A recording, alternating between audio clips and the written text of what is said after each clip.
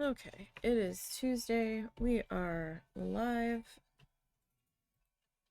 It is another art day. We are starting our 7th Bob Ross magnet. Hard to believe we're on 7 already. The other ones would take me so long that we'd be lucky if we got done like 2 in 6 months. So it's kind of weird to be this far into it. So we're following, we went to the end of all of the seasons, so there was 31. Decided we would work our way backwards through the seasons because we've been hanging out so much at the front end, doing various different things. So we're gonna start out working on the front, on the back end. But so we're up to episode 7, right? So episode 7 is called Bridge to Autumn. The link to the tutorial in full on the Bob Ross YouTube channel is now in the chat. It is pinned for anyone that wants to go and see that themselves with sound and bigger and all that, because I've got it real small in the corner and I have it muted. I do have closed caption on, but it's going to be so tiny I don't know if we're going to be able to read it or not, but we can kind of get the gist of what he's doing over there. Now, this won't be a dead ringer for his stuff.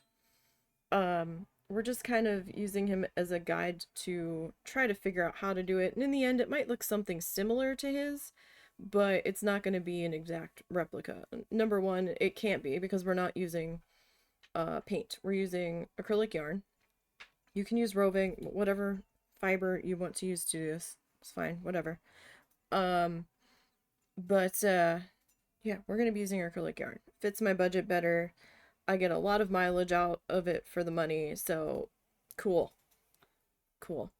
Now, we were doing these in 8x10 sizes when we followed season 3. For these magnets, 8x10's rather large for a magnet. It isn't very practical. So I found these 3" by 3" wooden squares.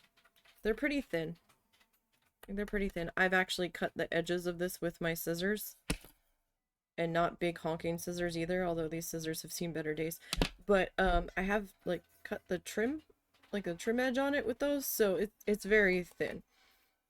It's a little bit stiffer than balsa wood, but same sort of idea. This is going to be the back of our magnet. So we're going to trace this guy onto our felt. I'm just using kids' craft felts. You can use whatever you want. This is what I've got. I am trying to work through my hoard of various odd-sized felt. So I'm just taking a pen. Something that we can see. You can use a Sharpie if you want. It doesn't really matter. You don't want something that's going to disappear on you. You want to see your outer edge. In the end, it won't matter. It won't be visible. It won't be a problem.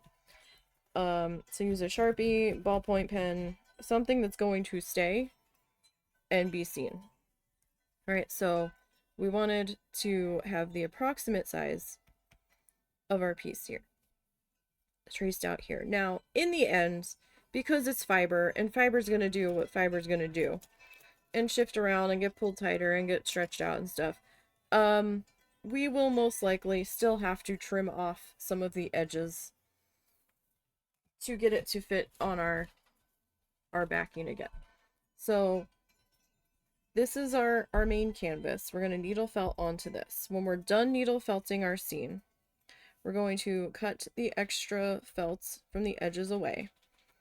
We are then going to take our 3x3 wooden square and our wooden drink stirrers. These are super thin. I could snap this with my fingers if I really wanted to. I found like a bag of 150 of them, I think, off Amazon. I don't remember how much they were. Knowing me, they had to be under $10. So, and And we've done 6 of these so far, and I still have a ton of these. I use 8 per magnet. I was originally only planning on doing 4, but then I realized that that idea was not well thought out because you could see the edge of our felt, right? So basically we're making a mini picture frame. So we paint this and these the color that we desire. I've been using this one particular shade of brown lately. And so once everything is dry, we then glue some sides onto our square. We cut these guys down. And then once we have sides on all the way around, we attach our magnet felts in the middle. Make sure that we've trimmed it down to fit good.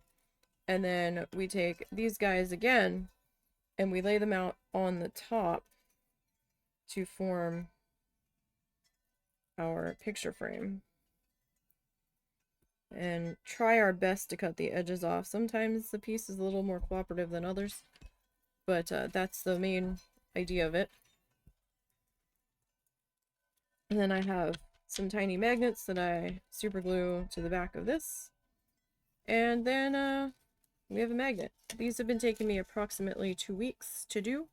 2 different sessions to complete one, which is not bad for me. They take me about 8 to 9 hours per one.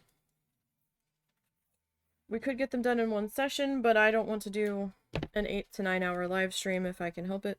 I do have other life things happening that need my attention at times, so it's rather difficult to do that because I have to feed my mother. We have doggos. All that stuff. You do not have to do the tape. The tape is optional. I am putting tape on the outside edge of my pen line.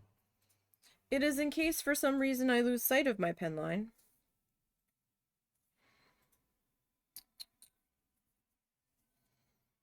So I know where my boundaries are so I don't get too carried away. Now this will get all ripply and bumpy and it's not gonna look so clean and neat as we go. Probably within the first few stabs it'll look all buckled and bubbly on the tape, and the tape's gonna look like it's shifting around.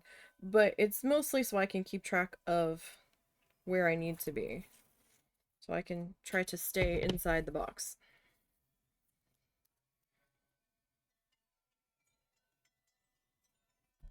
As long as we can stay inside the box, then I won't end up wasting too much fluff by going outside of the box.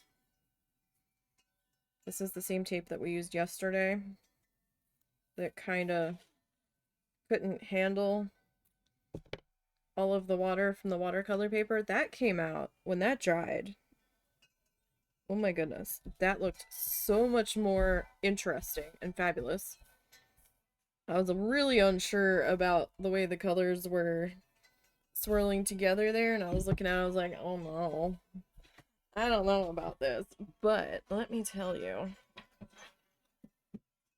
Now I redid the tape on it, and it started to pull back up when I had moved the box, so I don't know if it was quite dry, but I did rip a little bit into the design. So I'm going to put a black border around it instead of white.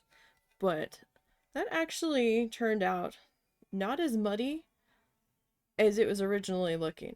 Now, I can see some of my pencil line. Hopefully I can find all of it when we get down to it. We'll see. I can see some of it.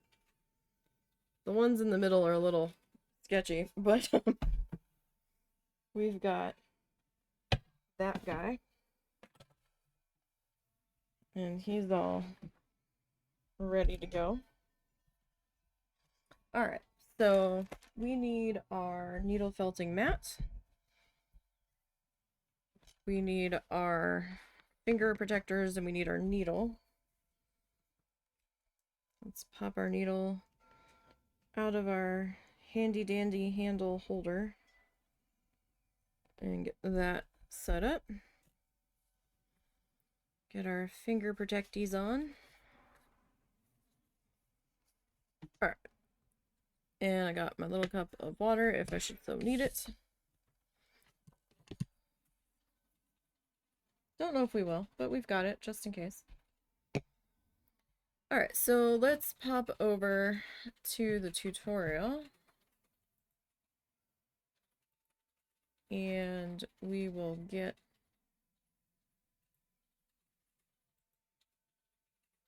that going here.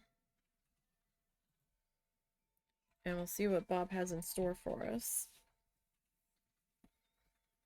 I do want to, oh, right. I do want to put the horizon line in, so I'm going to need to get my pen back. Alright, so he's getting a mixture of cad yellow and yellow ochre, it looks like. So it looks almost orangey. It almost looks like a muddy orange. Sort of. I think we're going to go with melon sorbet for our sky. It looks kind of orange there, but it also looks kind of orange there, and that was the best color I could come up with. So we'll see what happens there.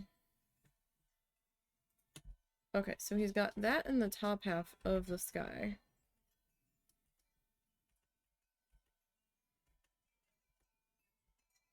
Okay, and then he's just gonna jump right in. Alright, so let me see here. I mean, their 3/4 view shots are maddening. Okay, so let me get my square here. So you can see it's a little, the tape lines are a little large and in charge there. I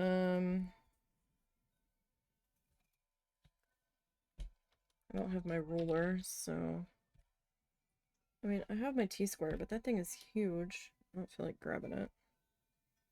Although I should just not be lazy and grab it.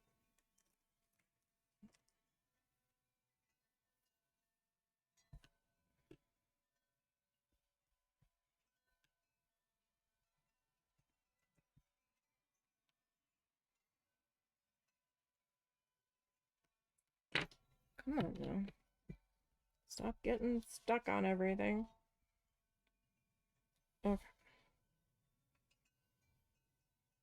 So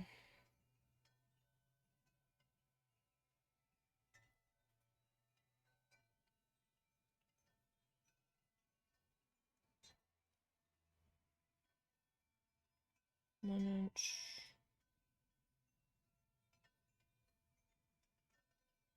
2 inch. So where's our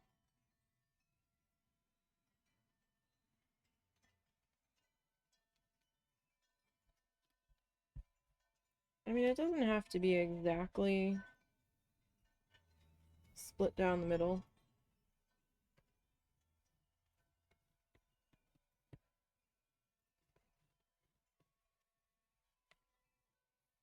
It's not terrible.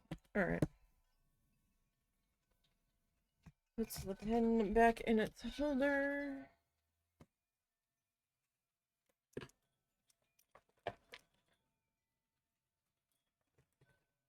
T-square back in its spot so we can find it again.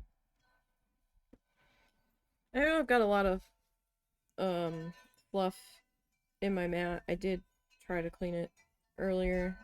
You can pluck it if it really bothers you, if you have that kind of time. I was using a razor. My razor might be dull. But it's up to you. I think we're okay, though. It's good enough, right? Okay. And I've been just kind of positioning all around in different areas.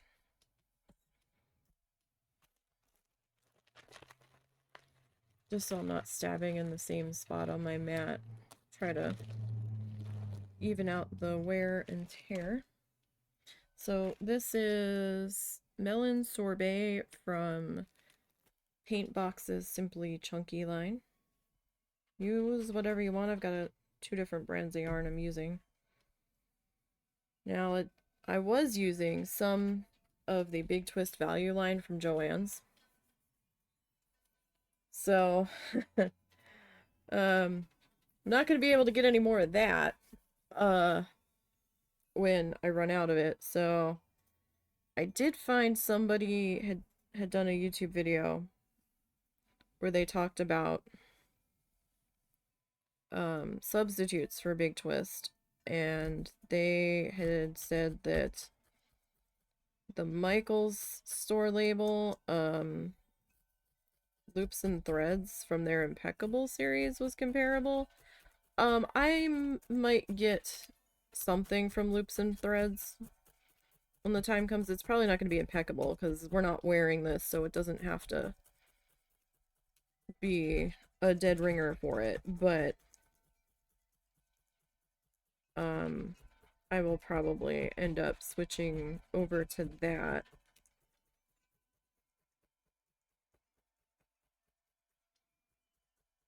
Unless I find something else better online that's... I ended up with Big Twist Value because it had been on sale, but I wasn't a fan of how Joann's was shipping stuff. It was maddening. And they couldn't handle the deluge of internet orders when they had a free Black Friday sale or Black Friday weekend sale, and I'm like, really? I think I actually ordered mine the weekend before Black Friday. Like, oh no, we've had so many orders, we don't know what to do. It's like, were you not expecting to have a lot of orders? You put this yarn on sale for $1.99 a ball, plus other stuff was on sale. Like, did you not anticipate properly? I'm confused.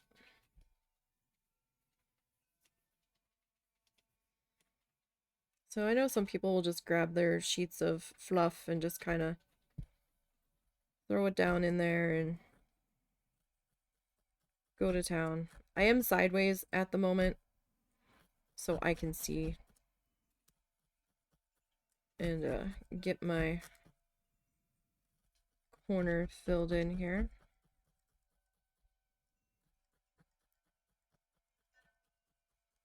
It's just easier to turn the thing so I can see what I'm doing. You can see how bad my aim is because I keep stabbing the tape. I don't want to felt through the tape. It is just a boundary line.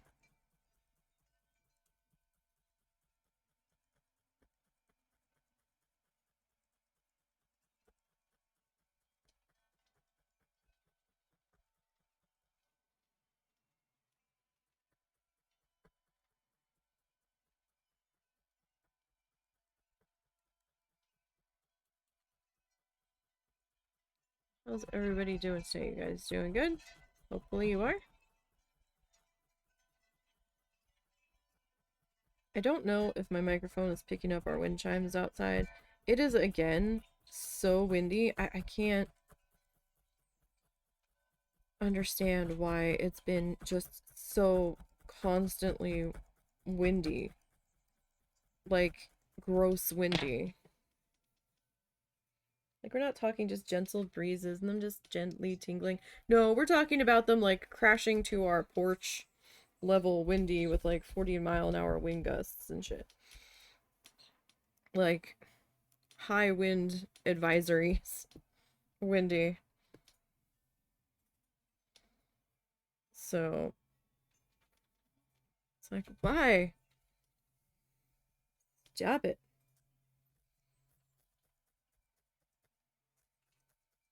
And a couple, now, they could just be clickbaiting videos, but a couple of the YouTube front runners in the weather community I've been putting out videos already talking about could Sunday be a repeat, this coming Sunday, be a repeat of last weekend with all of the severe weather? And I'm like, oh no, I hope not. I really hope not. Because last weekend was real ugly. We were not affected too much. Like, our power didn't even go out. We were in between storm warnings. The stuff was, like, getting to our area and going around us, and a lot of it was forming just to our east. So we didn't really get any of the weather, like the bad, severe weather itself, but we did have the really nasty high winds.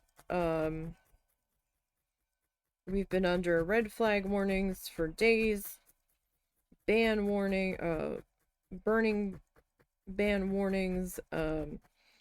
We've been dealing with the smoke from the wildfires in Oklahoma and a few of the fires in our own area.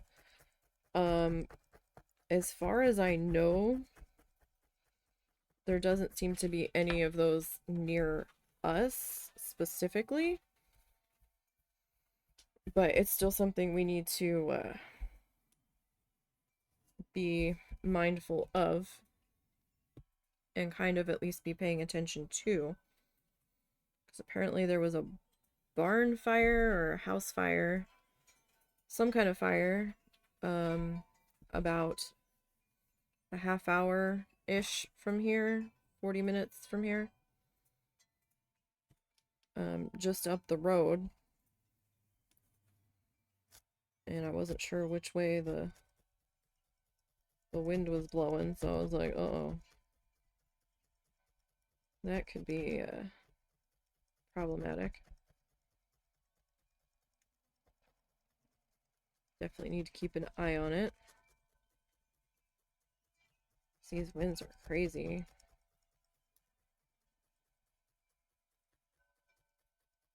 And then, you know, you'll have those people that think that they know better and nobody's going to tell them what to do. And even though there's red flag warnings and burn bans in place because the humidity's been so low and everything, they're going to burn their stuff anyway and put everybody else in danger because they're know-it-alls and don't care. Because, you know, nobody's going to tell them what to do.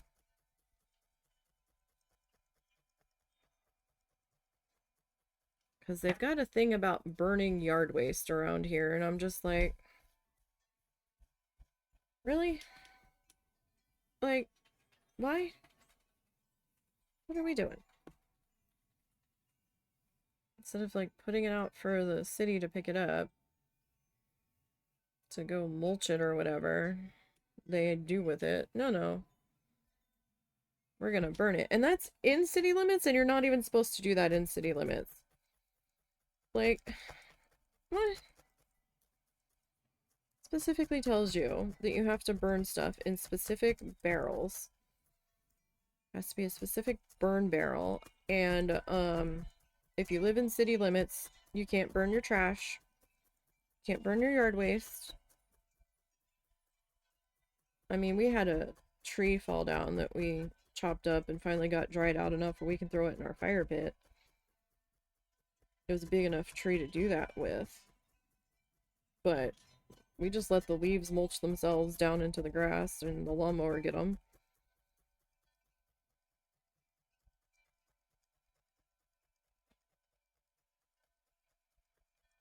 But then again, we don't rake and we don't fuss over our lawn so that it's impeccable. What's the point?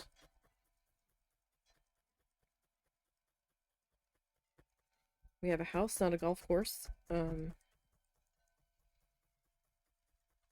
It's just so silly to me to have these impeccable cookie cutter golf course lawns. I don't know. I guess I just don't get it. So I feel like I use, I don't know if it's less, but I feel like my little roly fluffy snake method covers this a lot better than the just lay it on there method.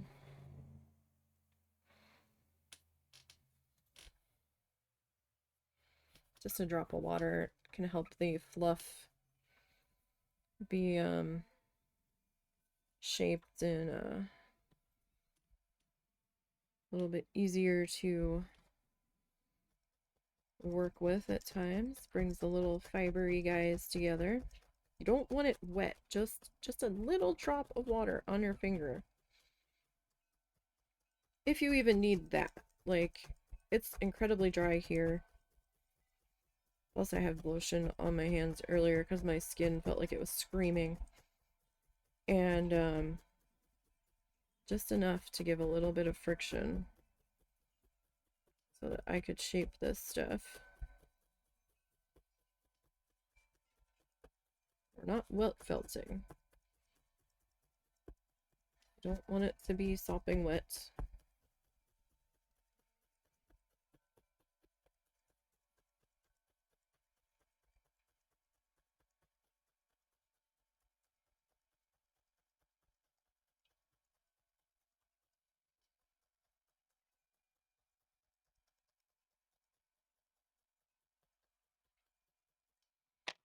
Do remember to peel up from your mat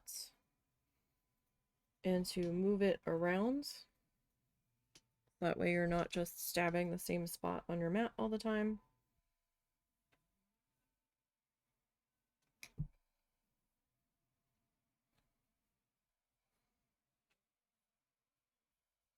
So the water drop does help get this a little bit more workable. I guess workable is not really the right word. Because I mean it's workable without the water drop, but cooperative perhaps. Let's go with cooperative. It gets it to be a little more willing to cooperate with what you're trying to do. So we are just sort of putting in our base sky color here. And like I said, it's not going to look identical to Bob's, but we can get it kind of close. Kinda.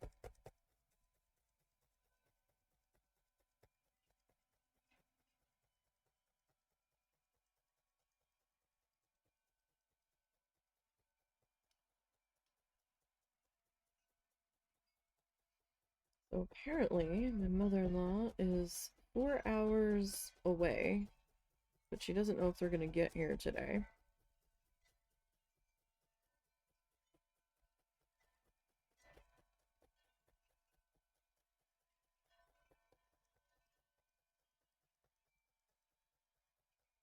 We will see. As far as I know, the husband hasn't heard from her. So I don't know if they're actually going to come today. If they do, she'll end up calling right as I'm plating up dinner, or as dinner is getting ready to finish, saying, yeah, we'll be there in 10 minutes.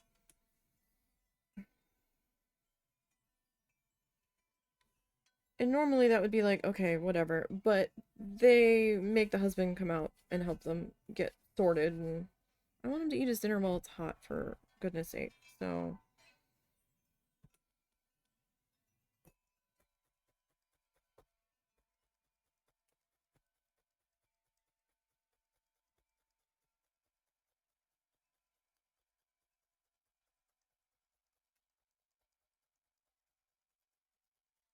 we'll see.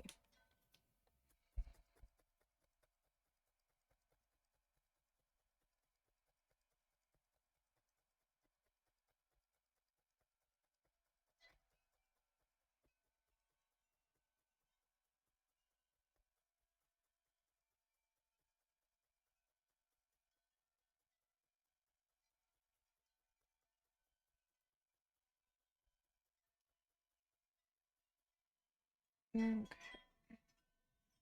don't know if I really need to take that all the way across. That is a good chunk of fluff there.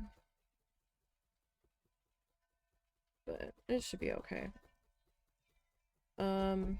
You can use whatever base color of felt or whatever fabric you're using.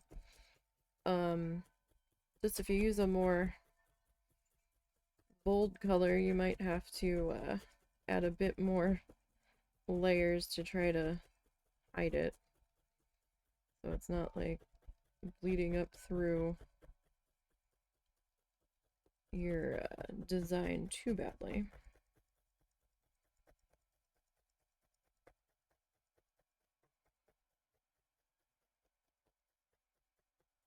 On the other pieces, I kind of went with like a neutral gray. A little bit easier to cover. But like I said, I'm working through my weird sized felts because it's still usable. And the way we're doing the frames around it, you won't see the edge. So that way you won't see the weird colored fluff. Originally I was like, well, maybe I can just paint that edge a dark brown, the same color as the top of the frame. But then I was worried it would start like bleeding through the felt and like, or the fluff and like bleed out into the design, and I was like, oh, I didn't try it because that thought made me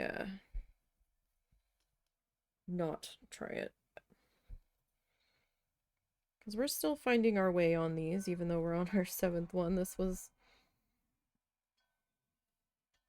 definitely a brainstormed idea for how to make these.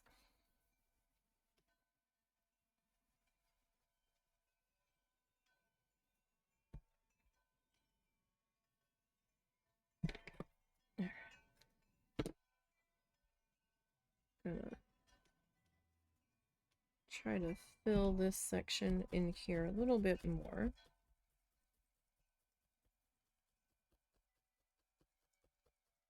It just looked like there was a little bit more of that base color kind of shining through that specific spot.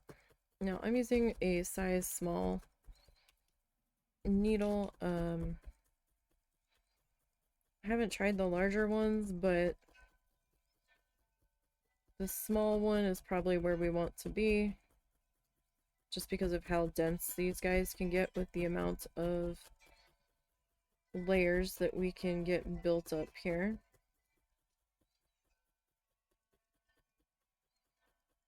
Because sometimes I have trouble getting the small needle through in certain areas, and they say if you have trouble getting the needle through, go down a size smaller. And I don't think we can go any smaller than where we're at currently. Now this very top edge is probably going to get covered up with our frame, but I want to be sure that we are filled in to where I'm happy with it.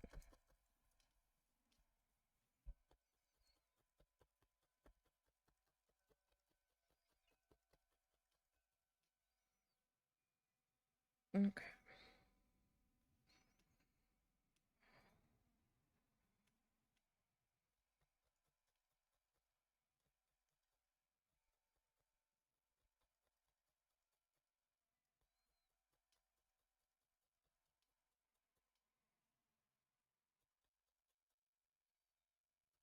Okay. So, get this worked into here, and you can see how the tape's starting to bubble from the fiber in our inner square, like pulling in and getting shifted around and all that. It happens. It's gonna happen. It's fine. You're okay. You're not doing anything wrong. It happens on the thinner felt. Let me put it that way. There's a premium craft felt out there that's a little bit thicker than your standard craft felt. That one doesn't pull as much as these thinner sheets do. But these thinner sheets, it's gonna happen. It's fine. We'll be okay. Don't panic.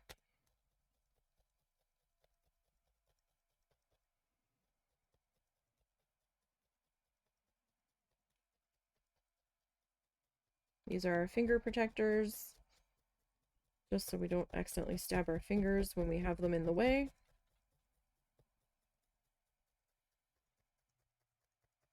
Probably more for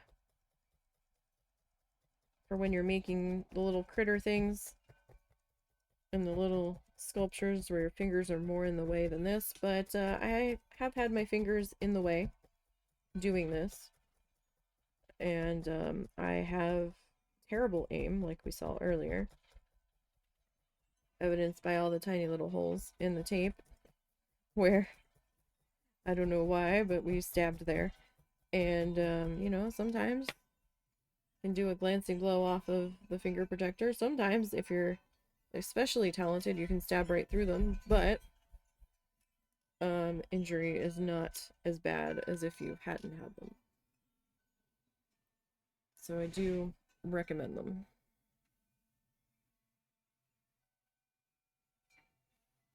A little bit of water. I was just trying to flick off the extra water on my finger. All that was about. Okay. Now I know our shape is kind of, our base color, like the shape of it is kind of weird and funky and crooked, and that doesn't matter. What matters is this, because we're cutting all that off, so it's fine. We are working through the felt stash, which is why you're gonna see quite a rainbow of colors as we continue this project. We're about halfway through this season, and we'll see how things progress from here.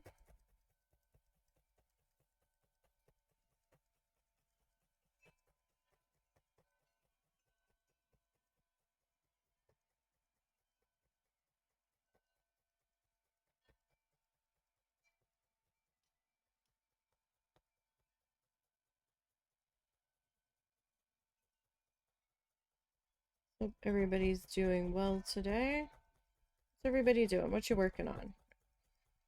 Are you at work? Is it just background noise while you work on your own projects? Lurkers are welcome. Don't feel obligated to answer if you don't want to.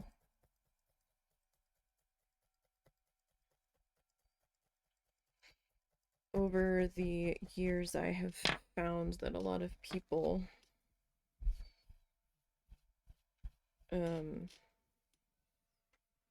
tend to use my streams as background noise, and that's fine.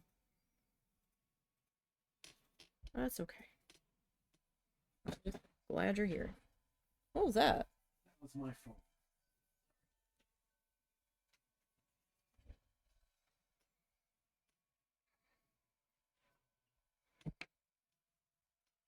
Okay.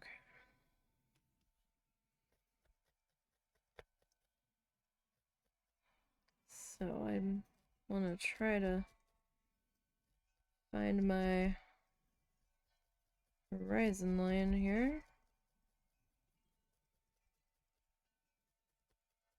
Tried to get that horizon line straight, but you know, even I have trouble drawing a straight line with a T-square. I consider it a special talent.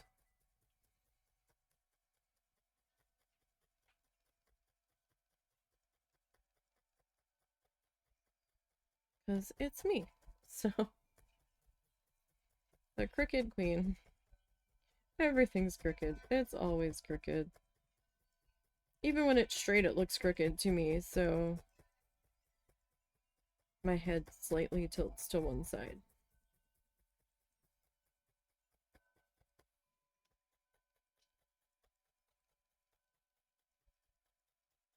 I'm not sure when it started doing it. I think it might be part of my scoliosis because I noticed it in some of my high school photos. I'm like, my head's tilted. And then ever since then, it's like my head is always tilted that way. To some degree.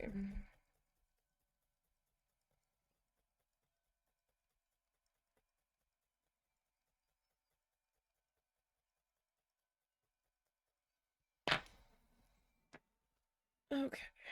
You don't have to do this part. I do just because I find it helps everything lay a bit flatter. I do recommend you pull it up periodically, though. In fact, we're going to change where we're stabbing. Because if you don't, you are quickly going to find that you may not be able to remove it from the mat without damaging your piece or the mat. If you're using like this type of mat. If you're using a foam mat, you're probably fine. But this type of mat, there is a chance that you may love it so much there that you don't want to leave. So, or your piece loves it there so much it doesn't want to leave. I live here now. I've had that happen a couple of times where I forgot because I got involved and I was like, oh, wait, I haven't pulled this up.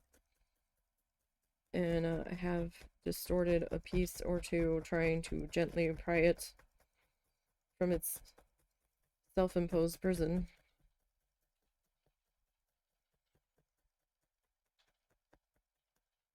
Though, unlike Atreyu, we were successful.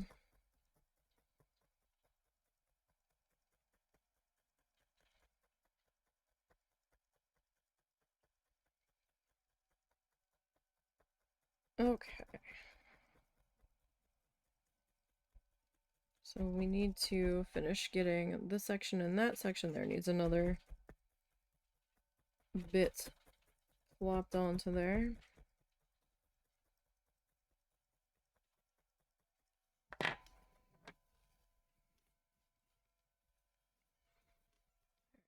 Let's see, let's come back down over to this end. So the acrylic yarn doesn't come like this. It comes in its normal, ready to knit or crochet or whatever you're gonna do with it, plied, twisted state. We had to do some steps to get it back to its pre-twisted plied state. It's not too terrible. It is a little time consuming if you're having to do a lot of it at once. But it's not too bad. Like, it's not difficult. So essentially, I do have a video on the YouTube channel for how I prepped mine. Basically grabbing some lengths of yarn. Not real long. I think the longest I go is maybe that. I try not to go longer than that with the method that I prefer. You can go a little bit longer if you've got it laying on a self-healing cutting mat or if you're using a piece of cardboard as your base and you take a brush and you're basically running the brush from starting at the ends, the tip, and then working your way up towards where your hand is holding it so it doesn't get knotted. And you're basically just brushing out that twisted braiding. Sorry, my foot touched something and I didn't know if I touched the back of my PC tower or if I touched my desk. Just trying to make sure where my feet were.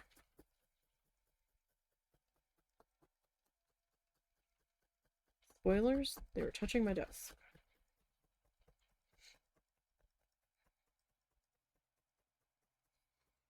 And then I take that bit of fluff and I store it in just a Ziploc bag.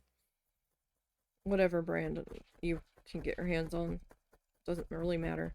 But it keeps it clean. And it's just easier to have it ready to go. So when I get my yarn orders in, I will designate a Ziploc bag to it, and I will fill the Ziploc bag before I store my yarn. And then as I work through what's in the bag, I will refill the bag. I currently have 2 containers of yarn. I think I have over 70 shades of yarn. I know that sounds ridiculous, but I believe I actually have that much. It doesn't seem like it. Maybe it's 60. I mean, looking at the wall, it's like, nah, you don't have that many. And actually, it might be that many.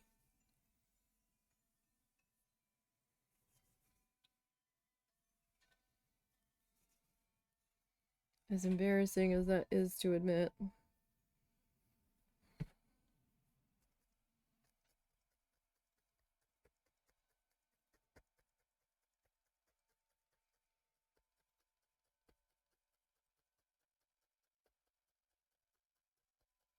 I've got like smaller balls of yarn, and then I've got like the bigger balls of yarn.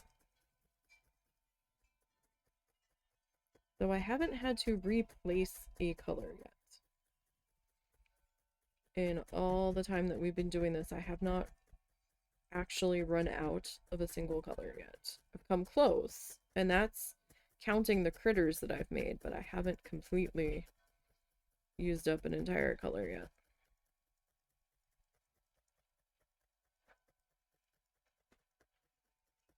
And I'm going to need to take that shade of yarn when I get down to the end of it, and I've fluffed all of it. I'm going to need to save a tiny little piece of it pre-fluffed when it's still in its twisted implied state, so that I can try to get a color similar.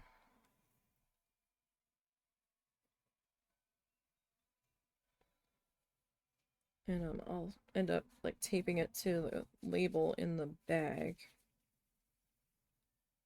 Or maybe just taping it to the outside of the bag so the tape doesn't get all in the fluff.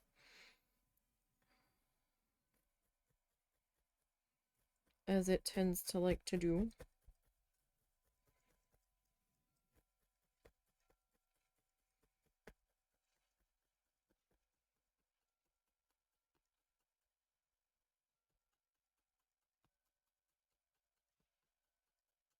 Okay, so blocking in the large sections of color can be a little time consuming, a little boring, but you know, it's still part of the process. It's still, you have to do this step to get to the next step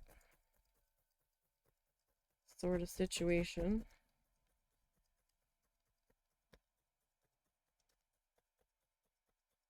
I'm not sure if I put my horizon in the right spot. I just kind of picked a halfway point, roughly. It might need to come down a little lower, but we'll see how things progress. If it needs to come down a little bit lower, then we'll grab some more of this color. I feel like I'm gonna need to put a little bit more in there. I feel like I'm seeing the base color shining through in that area, and I might be, or I might be crazy. But it looks a little pink there.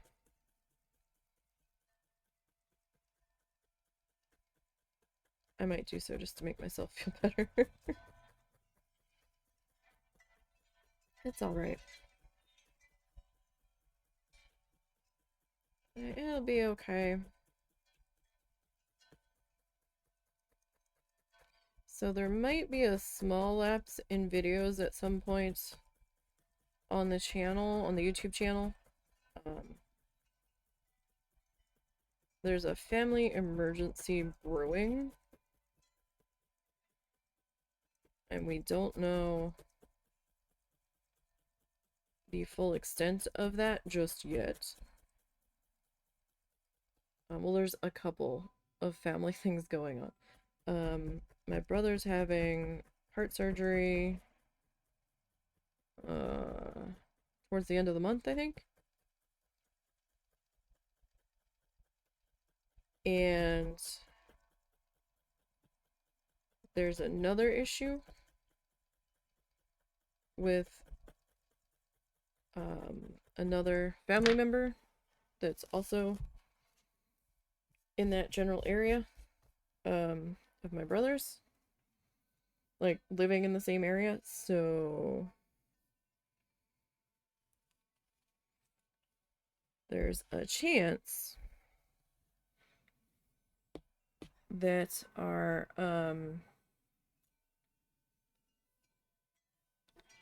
November travel plans are going to be changed, and we might suddenly have to leave sooner than later. I don't know yet, though. Just letting you guys know. If I suddenly vanish and there's a lack of stuff going up on the channel, then something happened and we had to skedaddle, in which case I will update you all as soon as I can on the Blue Sky account. Because I do have that on my Kindle, so, and I wouldn't be going anywhere without that. So make sure you're following over there.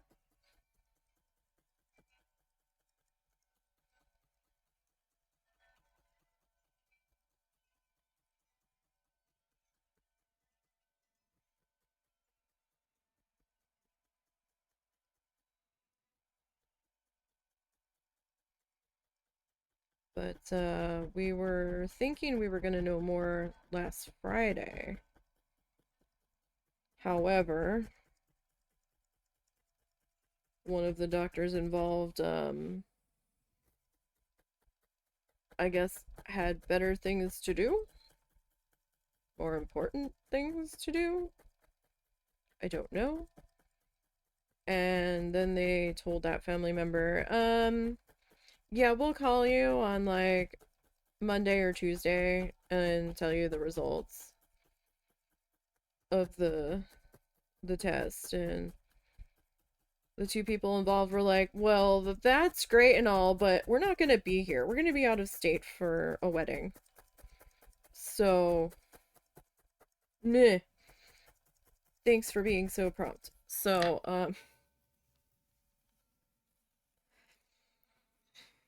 so I don't know what's gonna happen.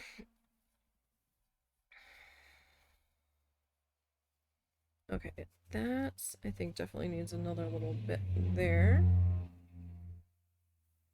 I still need to finish that little tiny corner there. So that's helpful, isn't it? And apparently my brother wants my one aunt that lives down there to be the one that is his designated one person that can see him at the hospital during his stay there for the heart surgery. I don't know why. I guess the wife couldn't because she has to stay back to deal with the dogs and her kid. Not their kid, her kid. They don't have a kid together. And so that she can call my mom. And I'm like, what? Your wife can't call my mom? But yeah, they've got the two little dogs and the teenager, and she's, I guess, still got to make money. It's her job and everything, so. Because he's having the surgery done in Miami, and they don't live in Miami, and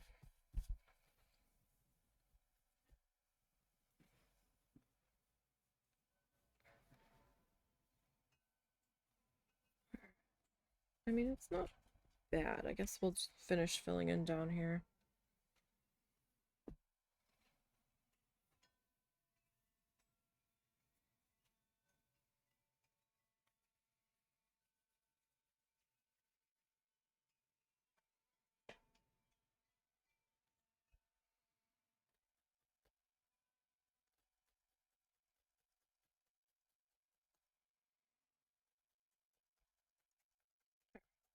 We'll get this corner.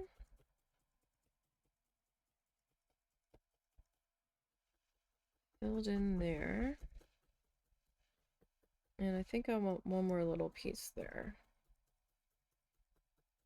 Still feels a little bit thin in that spot.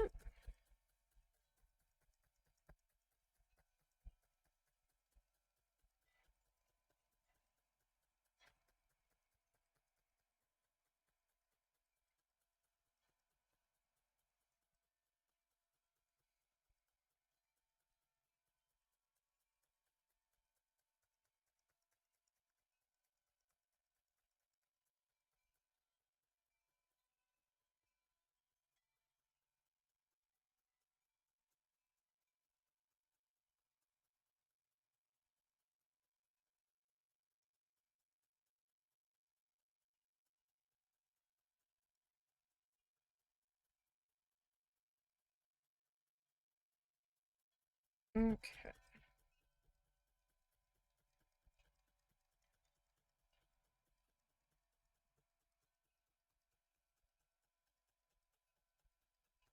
Get this all worked into here.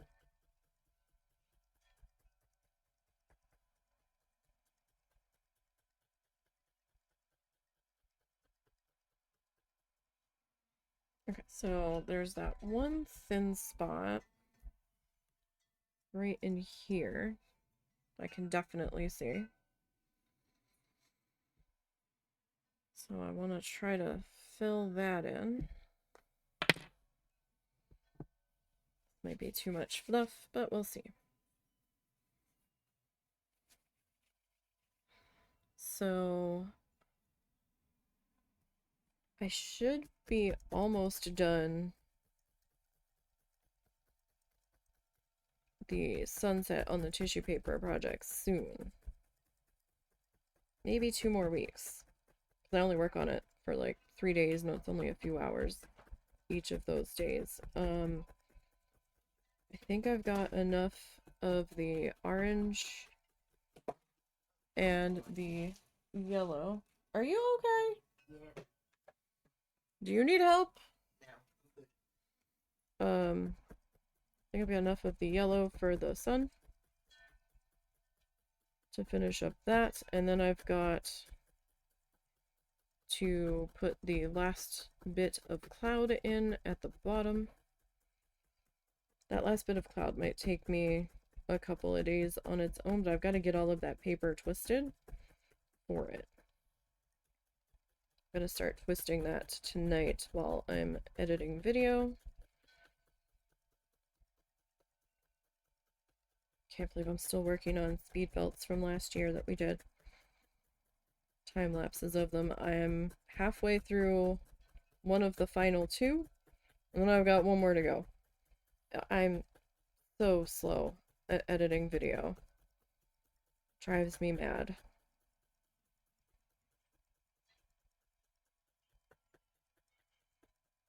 I'm also really fussy with how I want it edited. The husband doesn't have the patience to do it. He tried, and I don't have the money to pay somebody else to deal with my madness. So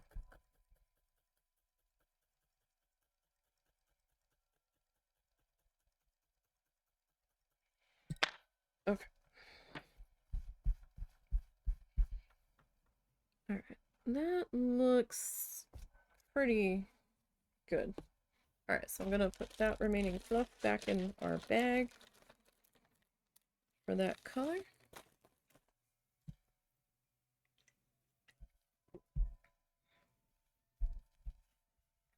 Okay. Now, let's pop on over to our tutorial here and pick up. What's next, Bob? Uh-oh, he's gonna make a big pile of brown. So he took alizarin crimson and sap green. Even though he had Van Dyke brown on the palette, but okay. Christmas brown. Haha. Alright, so he's got that mixed up. He's got the big old 2-inch brush.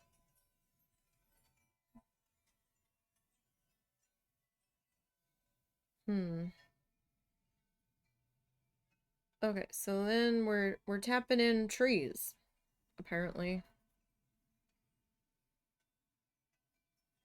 We are putting in some shrubbery shapes, it would seem.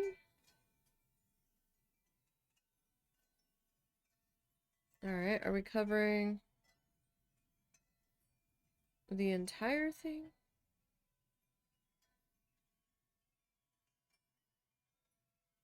Or...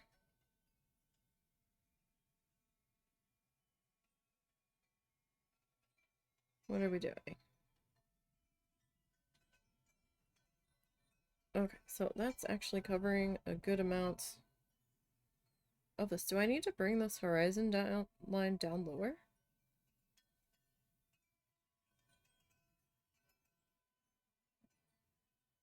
Okay, so we're basically covering... I kind of feel like we do.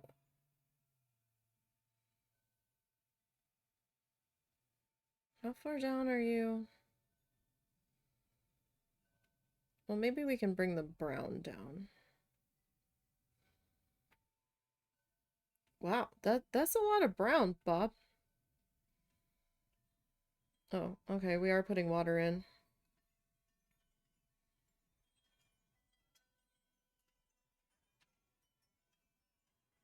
Okay.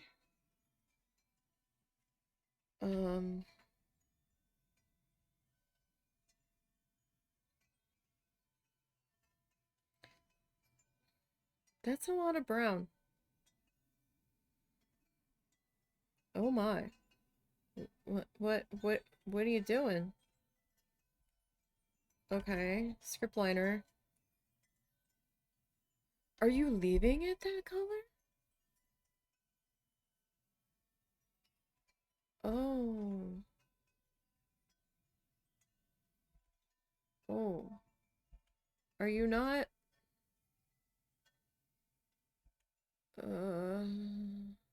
Are you not gonna...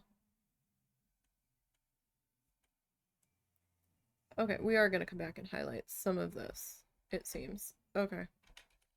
Alright. I got worried there when he started putting tree branches in. I was like, what's we doing? Can I get this without your hand in the way?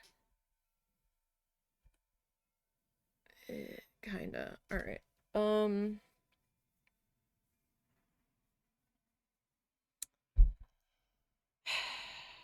So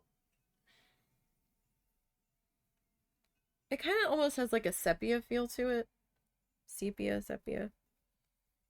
Like the old, like, not black and white, but kind of like the brownish red tinged photos.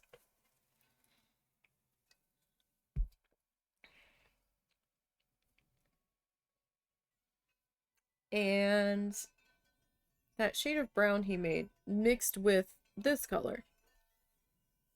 And he was able to, like, have little, like, misty light sections in between. That's kind of difficult to do that with this. So I've got a couple different shades of brown. I'm trying to figure out what shade I want to do. I think we're gonna save Van Dyke brown for the bridge itself. So it's a different shade. It's a darker shade. I don't want to go too light on this, so Coffee bean's pretty dark. Van Dyke brown is pretty dark. I think we're gonna go with this toffee brown color.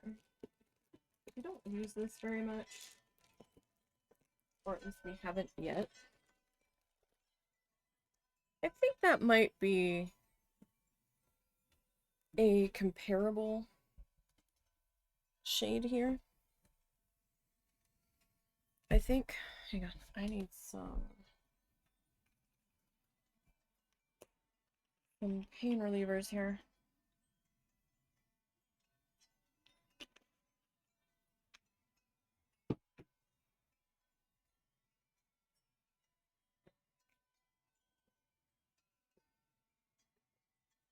Getting a bit of a headache. I don't know if it's the weather or something else. I mean, it kind of feels potentially right. Okay. So we're gonna just have to slowly work this out for tree shapes.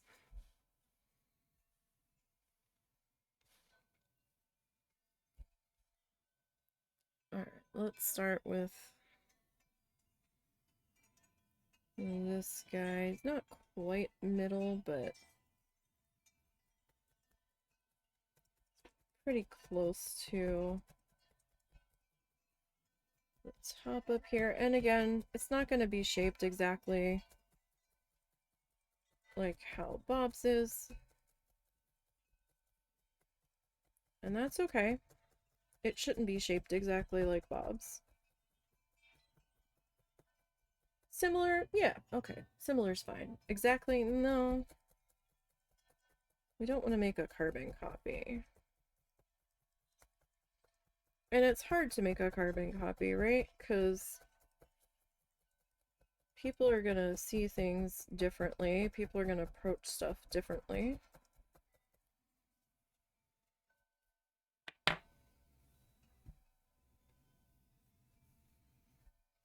And again, this is about 3 inches by 3 inches for the size that we are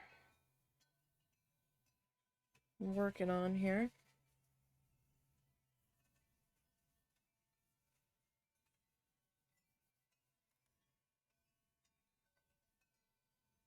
Okay.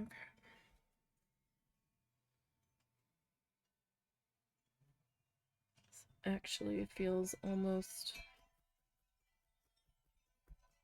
too big, but we'll see.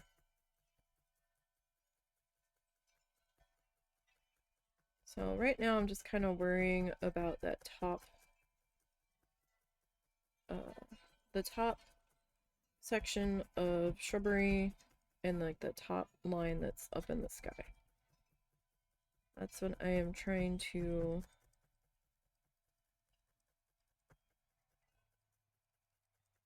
figure out at this moment. Everything else below it, we'll get there.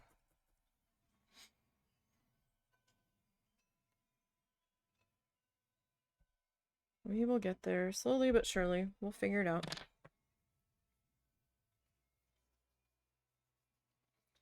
And if you're trying to work small and you're suddenly kind of like, I don't know how I feel about this amount of fluff, you can always trim it down a little bit if you so need to. It's just fluff. It cuts very well with the scissors.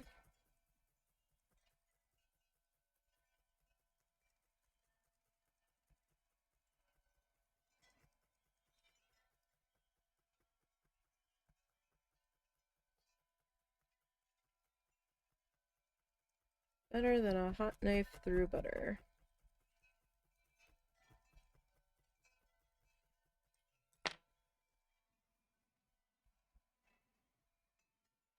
Okay, this is actually a pretty nice brown. Glad I picked this up. So this is the Big Twist Value Toffee.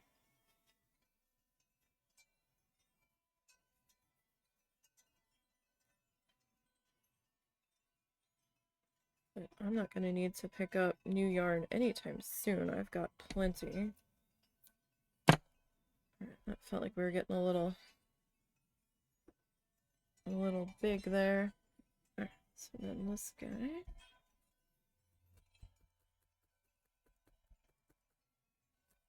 kind of dips down a little bit.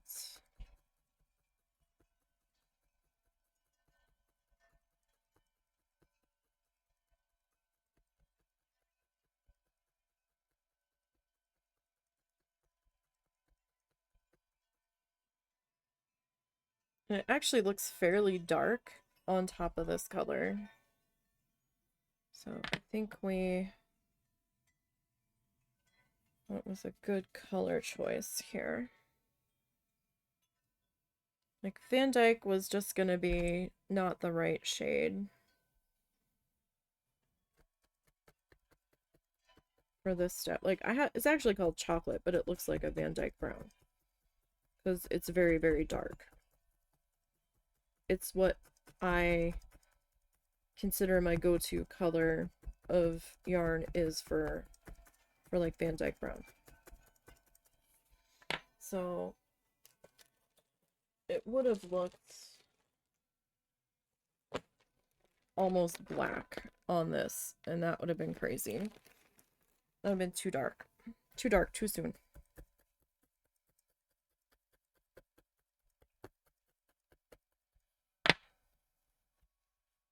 That spot of my mat's a little crunchy. Not entirely sure why. Alright, so I am doing less is more mentality to start off with. So I want smaller amounts to build it up, if that makes sense.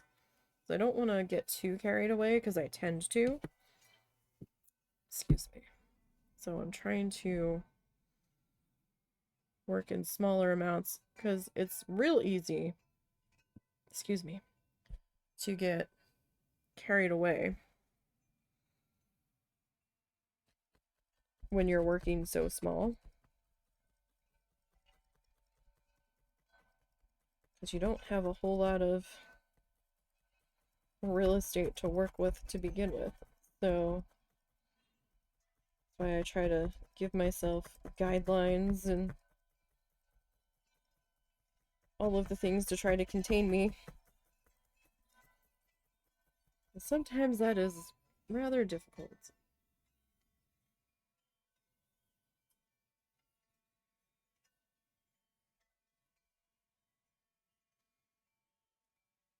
Okay.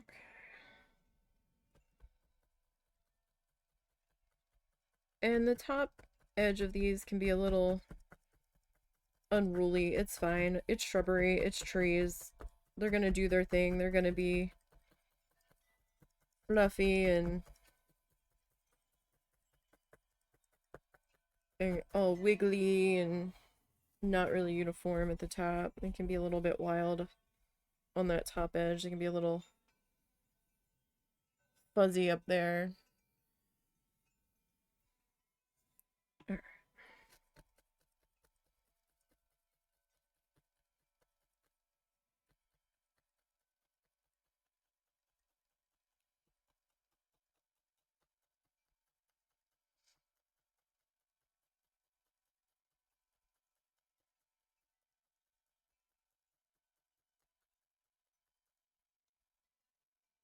Okay.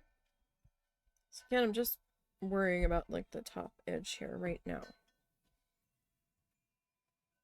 So I kind of got that side's top edge figured out.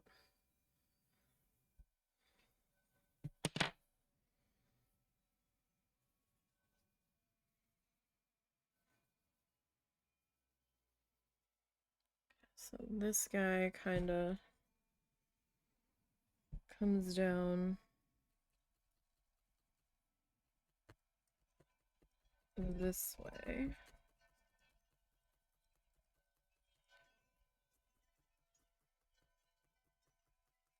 Kind of, sort of.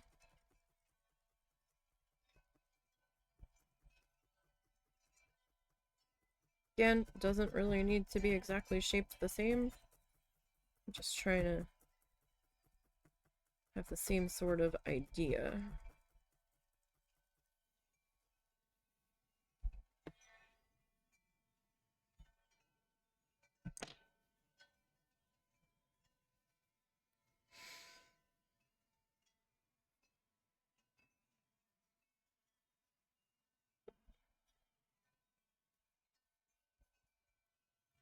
Water got a little carried away there.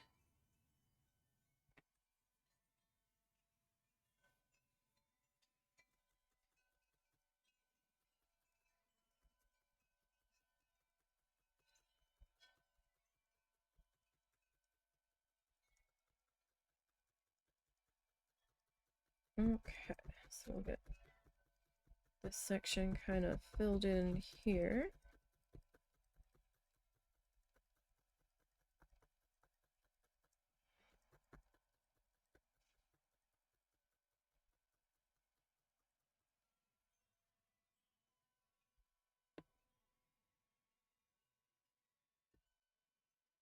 Okay, give me 1 minute, you guys. I will be right back.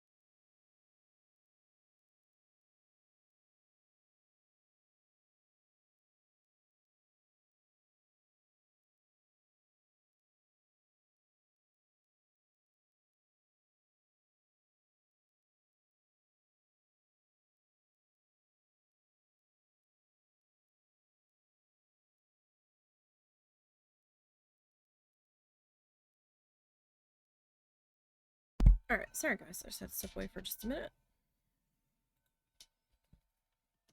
Alright. So, trying to get some fluff figured out here.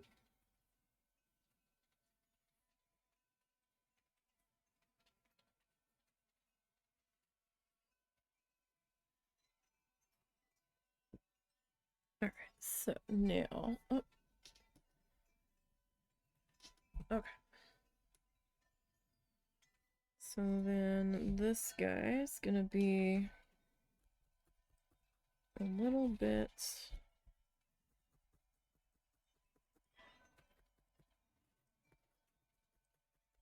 lower, kinda.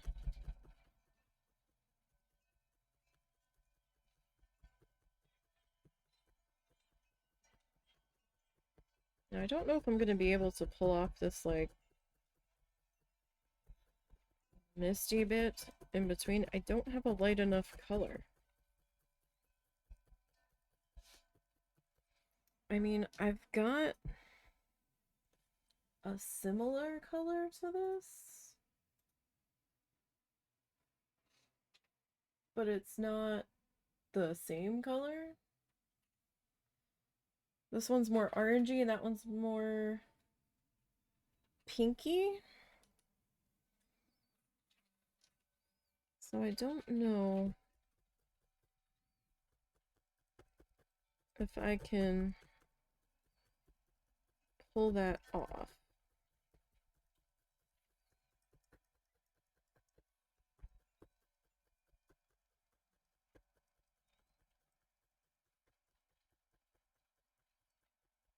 We will have to see.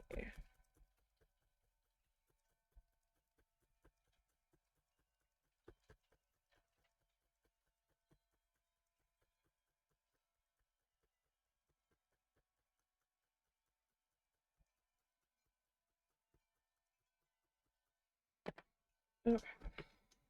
And then need a little bit more.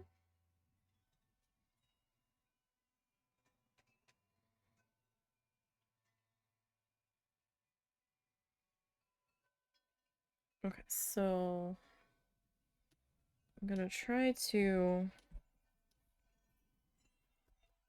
even this up a little bit so that I can try to figure out getting the next layer worked into here, because there's a few layers. There is a few layers. My water drop keeps letting go.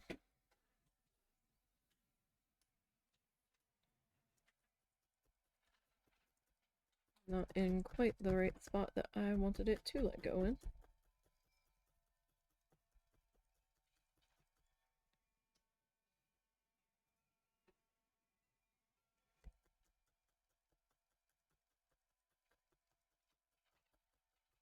Okay.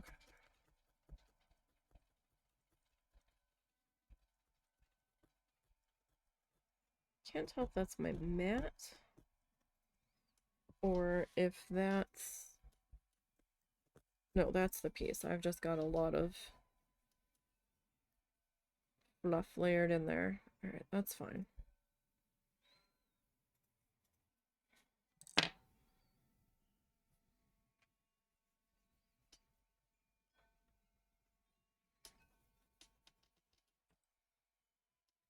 Okay.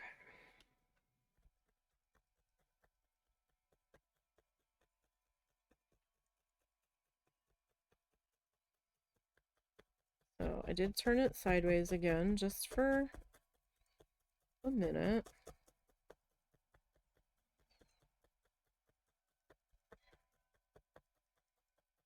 And I'm actually going to fill this in a little more solidly than I have so far, I think.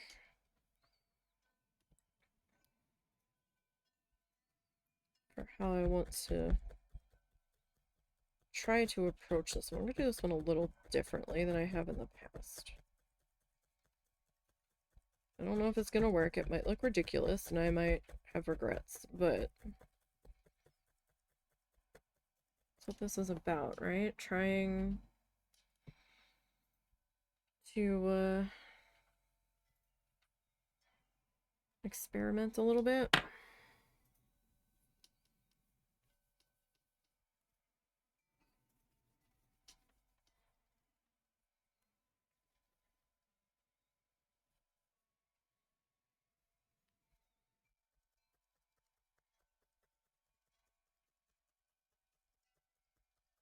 Okay.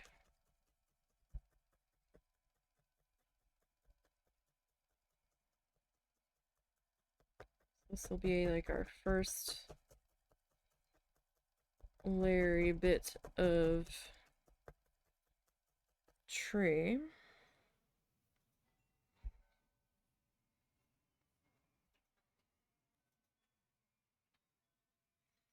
So I did not realize the tree line when we looked at the finished piece. Of course, that was also a week ago. It was quite so robust, shall we say.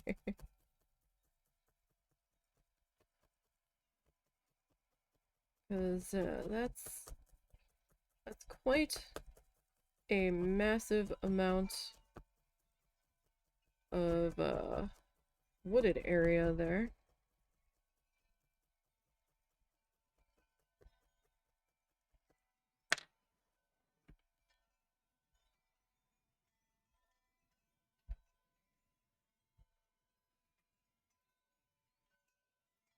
Kind of exciting. Somebody from our town won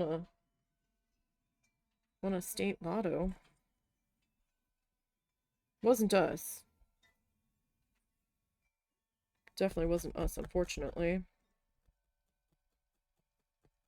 But they haven't come forward yet, and they're like, hey, the drawing was a couple of days ago. Check your tickets. This store sold the ticket.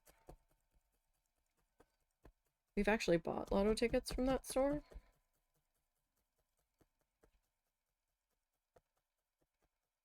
And we were kind of confused. We're like, it wasn't us, right? And I'm like, I don't think so. I thought I checked the numbers and I thought we only had one number. And then they said what the jackpot was, and I'm like, oh no, that wasn't a drawing that we would have had a ticket for anyway. We didn't get anything for that drawing.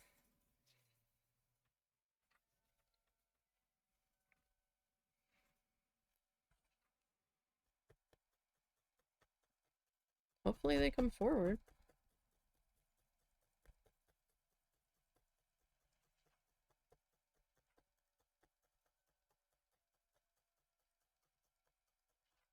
Maybe they're doing the responsible thing and talking to a financial advisor first. Some people do that. Or a lawyer before even going to claim any of it to figure out how to deal with it appropriately.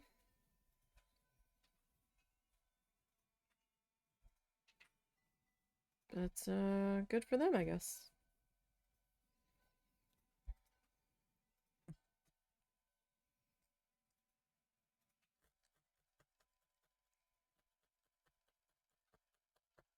Sadly, not us. Even that jackpot would have been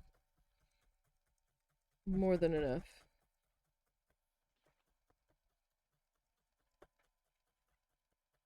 to deal with a few issues.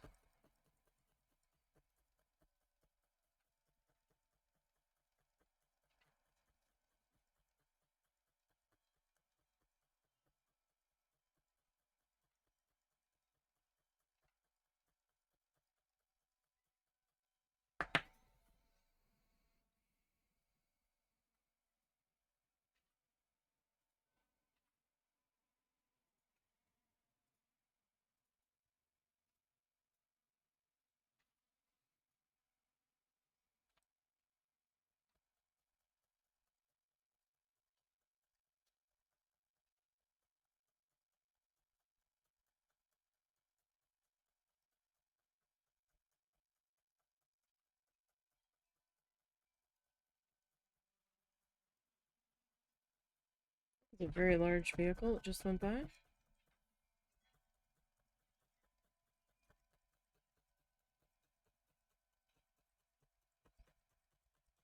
We're mildly concerned because there's a wire coming off one of the poles right next to our house and going across the road. And in all of the wind, it's gotten a little bit of slack in it. And we're kind of like, is that okay? Like, we don't know if that is okay. So I'm gonna grab orange peach, peach orange, depending on what my brain decides the color is that day. I had actually started to do this, and I guess I reversed the name. I didn't realize I already had a bag for it, so that's why I have 2 stickers in the bag. Alright. So he's got some little bits of wispy stuff. Kinda like worked in to some sections here. I guess it's kind of trying to give it like a misty, like foggy appearance, I guess.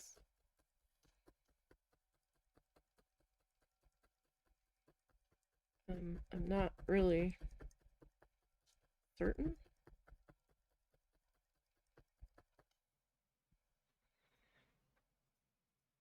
I've not been good at trying to get this like misty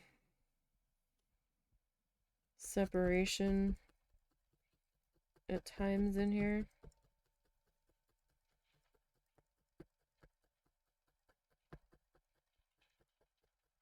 Sometimes the colors just haven't been right for what I've had available, so I haven't bothered.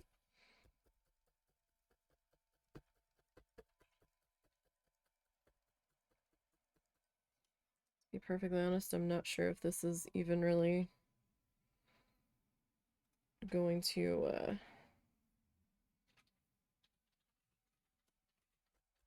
really work for that.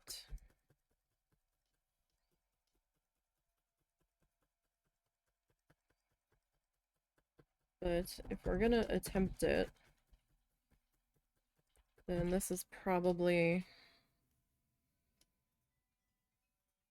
one of the better colors to choose from right now.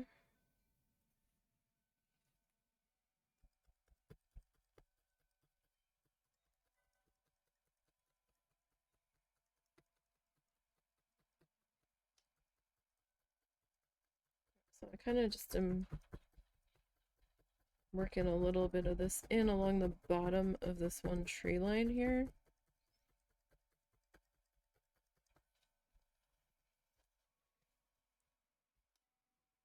Just small little bits.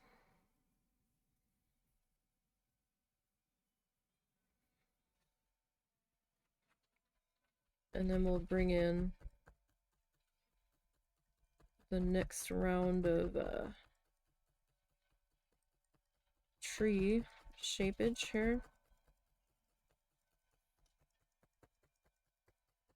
And we'll start to try to layer that in, for better or worse here.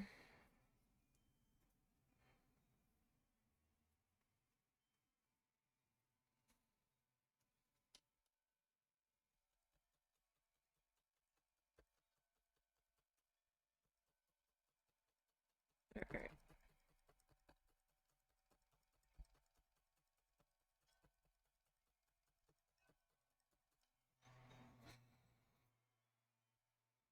Kind of hard for me to keep track of that shade. It's so light, I'm having trouble finding it on my desk. Barely just make out the shadow of it. And all the lights here.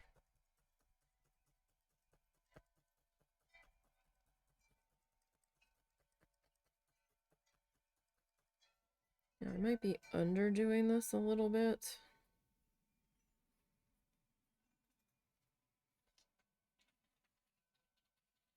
But we'll see.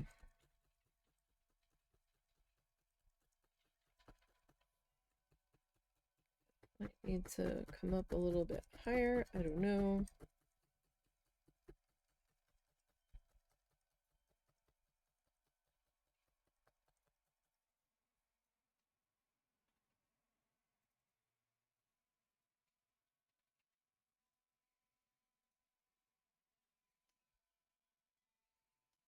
Alright.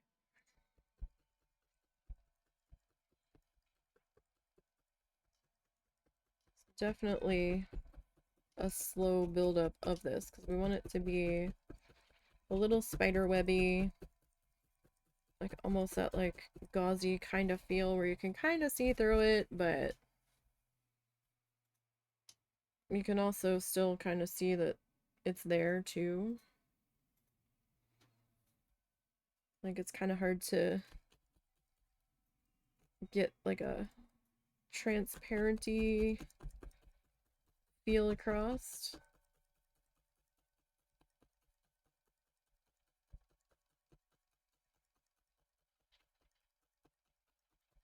Don't know if that's really helping us or not, but we're trying, right? Okay. So back to our toffee color here.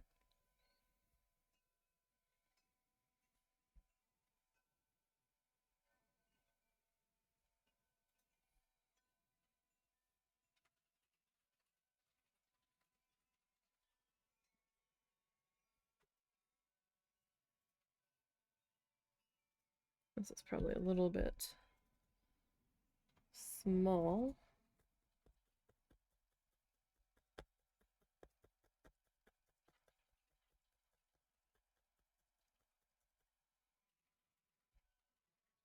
All right. So now I'm gonna try to figure this whole thing out here. I don't know how much further I will need to really bring the brown.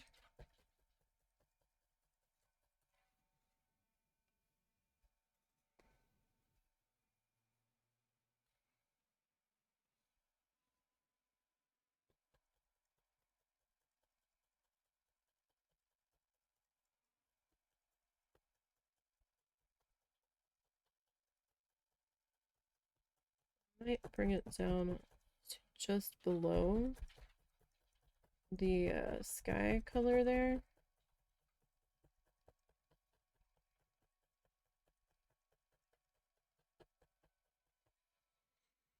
Okay.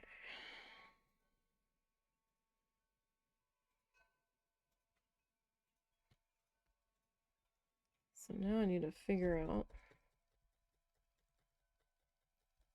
how low I want to bring this. Which is probably the toughest question at the moment.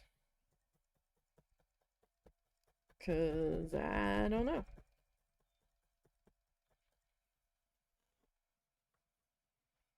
Like, how much lower should I bring it? Do need to make sure that I've got that base color of fluff good and covered there, though. Only trouble with bringing this down that low without the sky covering it. It's a lot easier to see my sky color in our background here. But don't forget, the very edge, if you have any oddities, wonkiness, a sudden like thin spot shining through, if you're having trouble fixing it,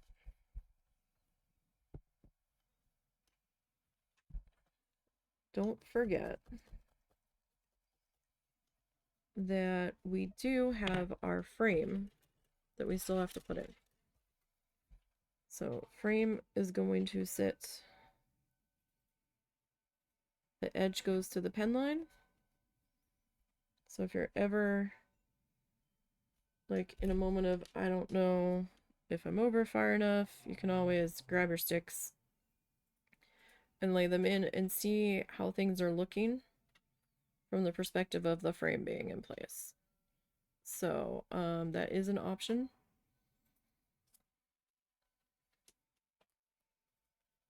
So like that would be approximately there. So grab my stickies here. 1, 2, 3, 4, 5, 6, 7. I had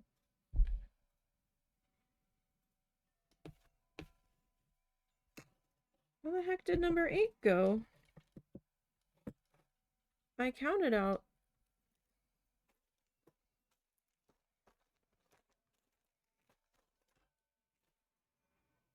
Did 8 just like magically teleport?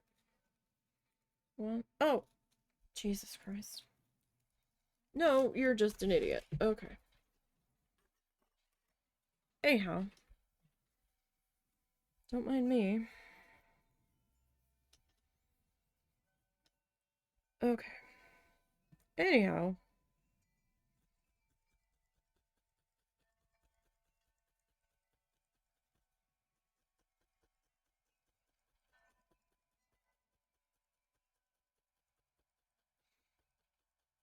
Alright, so I think I want, yeah, I want my base of my tree line to be just under the sky color after we went through all that trouble thickening up the sky color, right?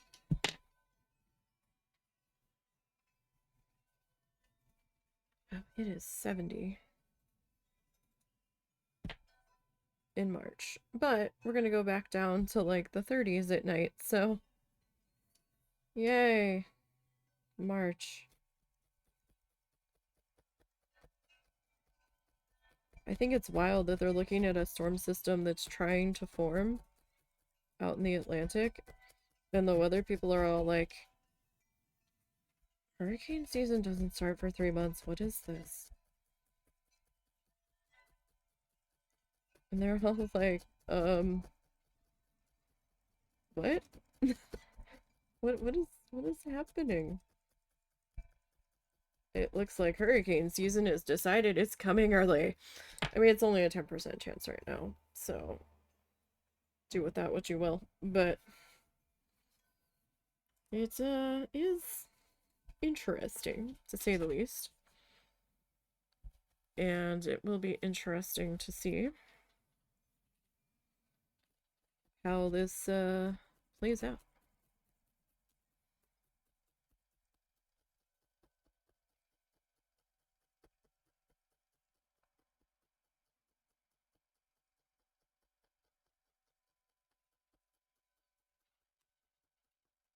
Okay, so that's like the bottom approximately of where I want my tree line to end. So I wanted to get that in there. Kinda even. So now that we kind of have an idea with that, I can start to work this in a bit.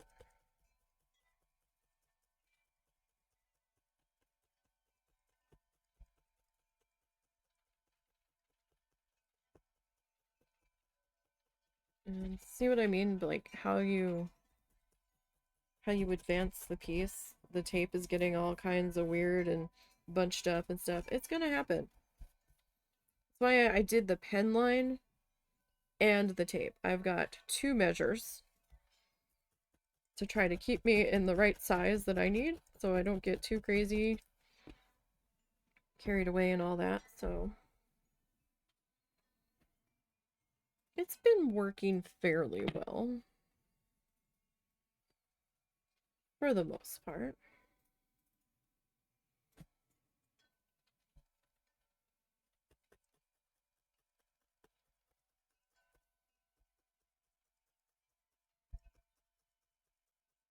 For the most part.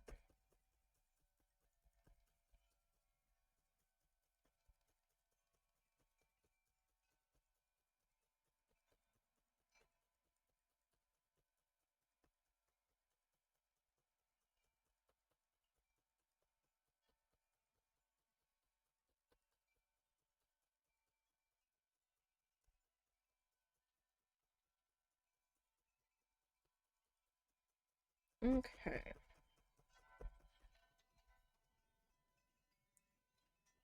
And he doesn't really have like a whole lot of the lighter sections down below.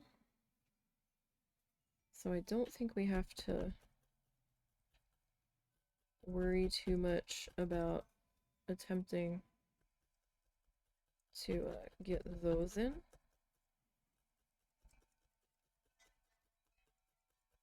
I think it was more or less to try to give some separation for layers. Well, he probably has a few more layers in there than I do, but that's alright. We're just gonna see how things go.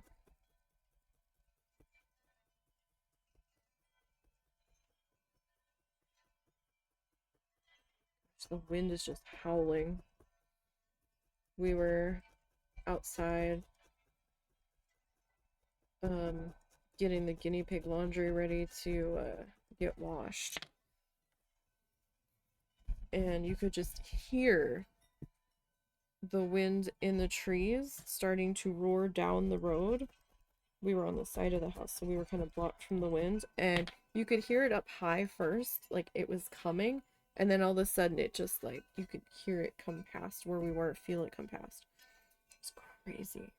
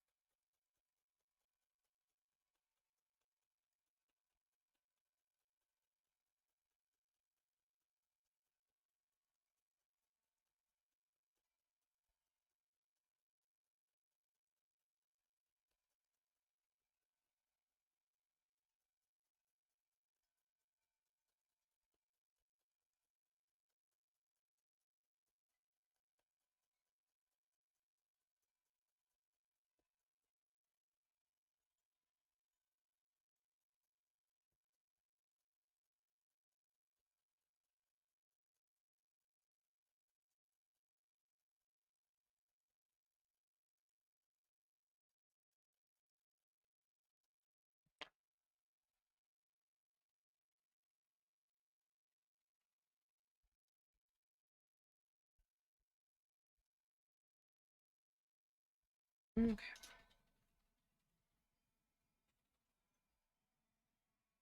I'm still kind of working in small bits here. So I'm trying to keep myself in the same thought train of this is shrubbery. And that we don't want to get too carried away here.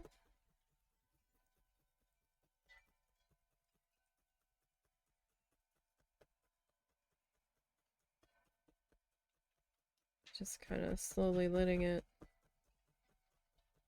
fill in and build up a bit.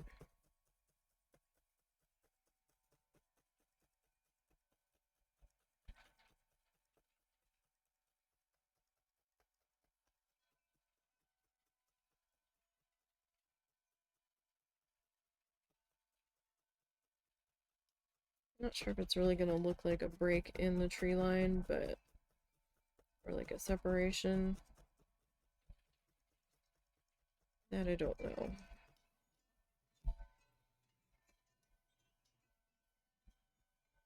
Now he did those stickies and he kind of used the same color, but because he used a different brush and he kind of tried to put them in like the lighter sections, it kind of worked. I don't know if I'm going to be able to do that with this though. If we attempt to do the little sticky thingies, I think I'm going to have to change to a different color than the toffee. I've got a slightly darker brown than this that might work for that.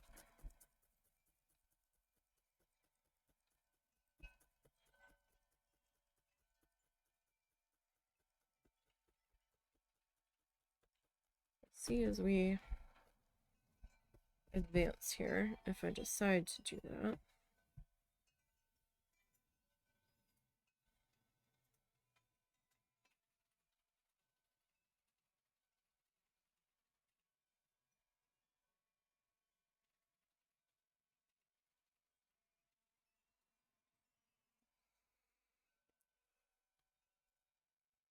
Oh, excuse me.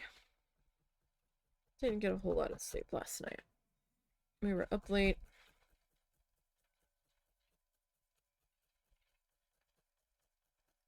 And then I did manage to fall asleep. And then I woke up, and I don't know what woke me up. I think it was dog feet on the floor that woke me up.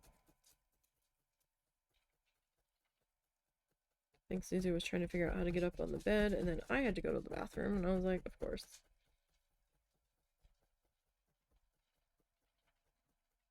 And then by the time I got sorted,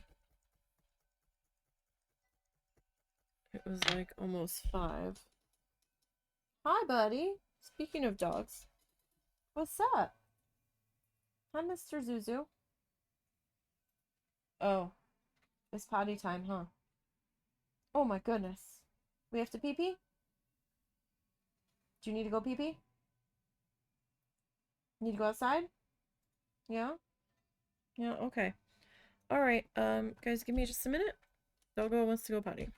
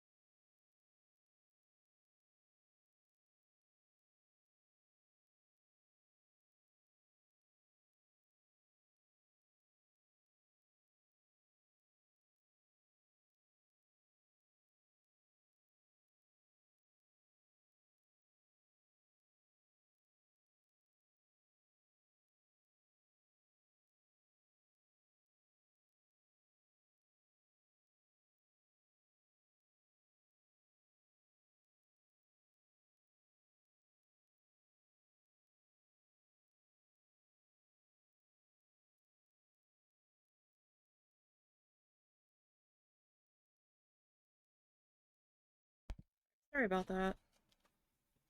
One doggo had to pee, and then the other doggo decided they wanted to pee. So it was kind of like, yeah, let's just get this out of the way.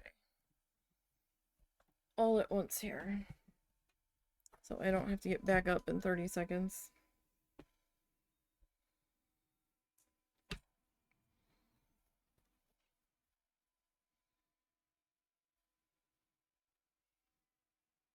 And I can't tell if I'm hearing kids across the street now or if I'm hearing Ollie meowing outside because he just walked across the porch after I was coming in.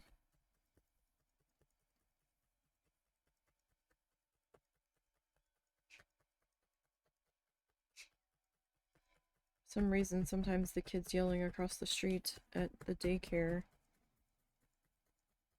sound like cats meowing sometimes.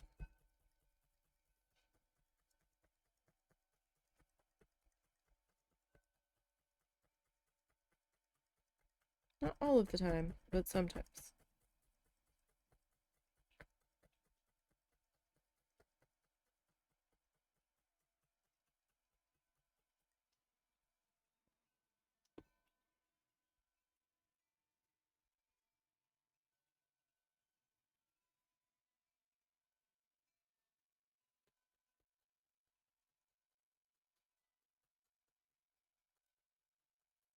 Okay, so we'll get this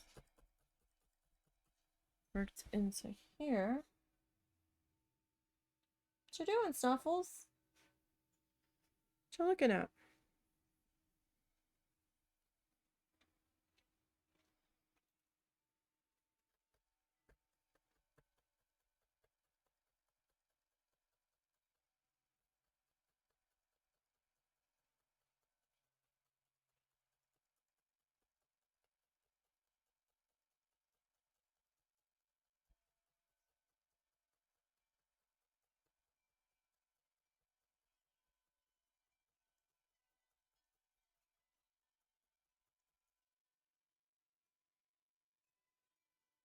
Y'all are being weird.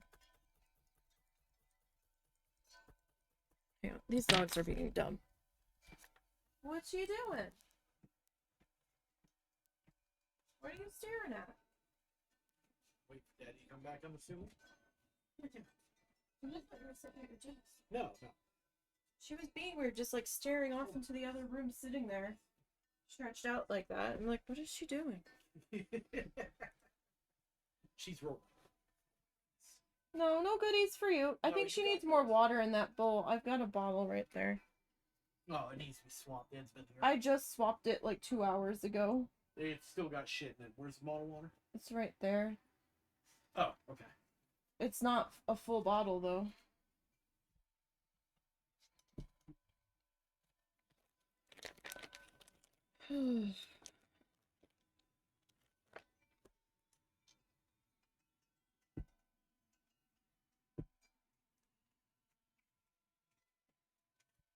Like, I just changed that water. She drags in all kinds of stuff on her face. Her face fur is always in the water.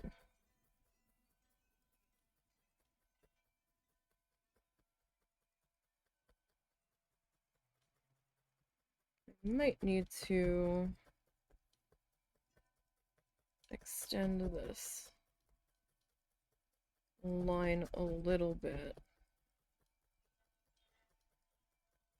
Like down a little bit more, maybe. I don't know.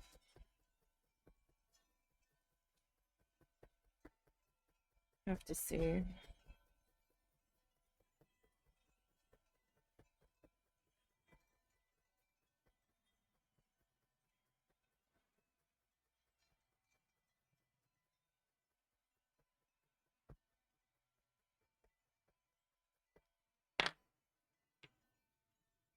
I have to see how things go.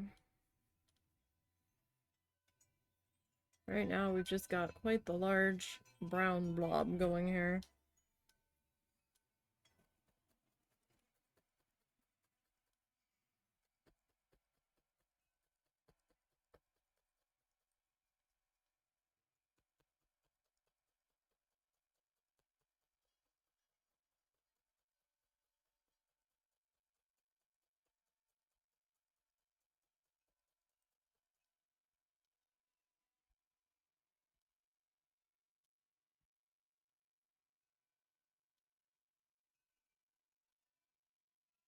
Okay.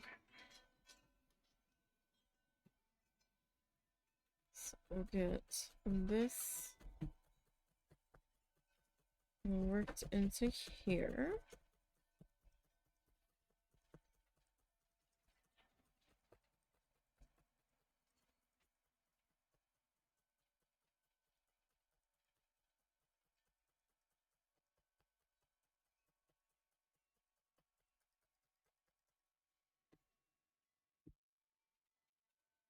I'm gonna add a little bit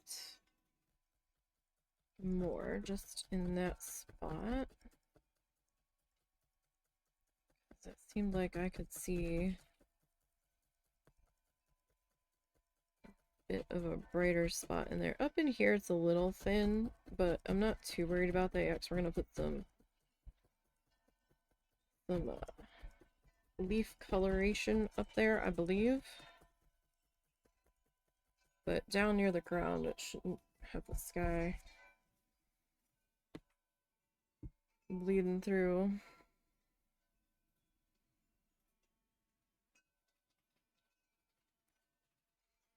In that specific spot, so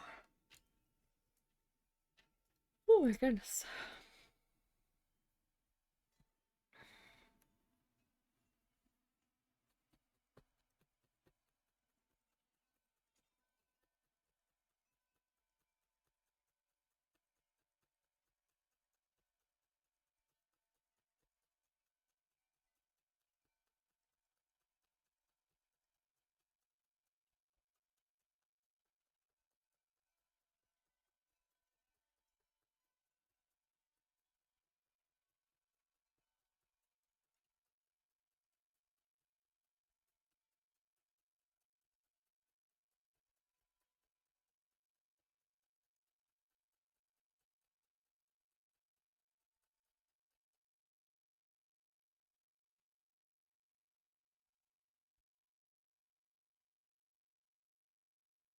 I haven't left too much of this color on the map though. At least I'm not seeing any concentrated areas of it.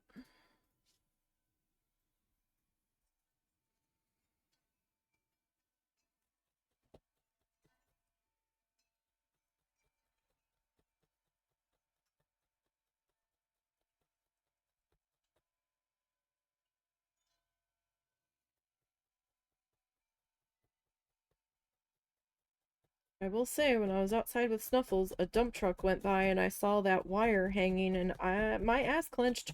I was like, oh no. He had clearance, but it was closer than I was comfortable with it being, and I don't know what kind of wire it is. I don't think it's a power line, so it's one thin dangly bit. I don't know if it's an internet wire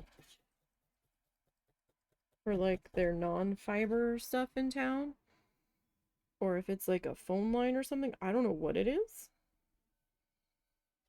but I think the actual powered lines are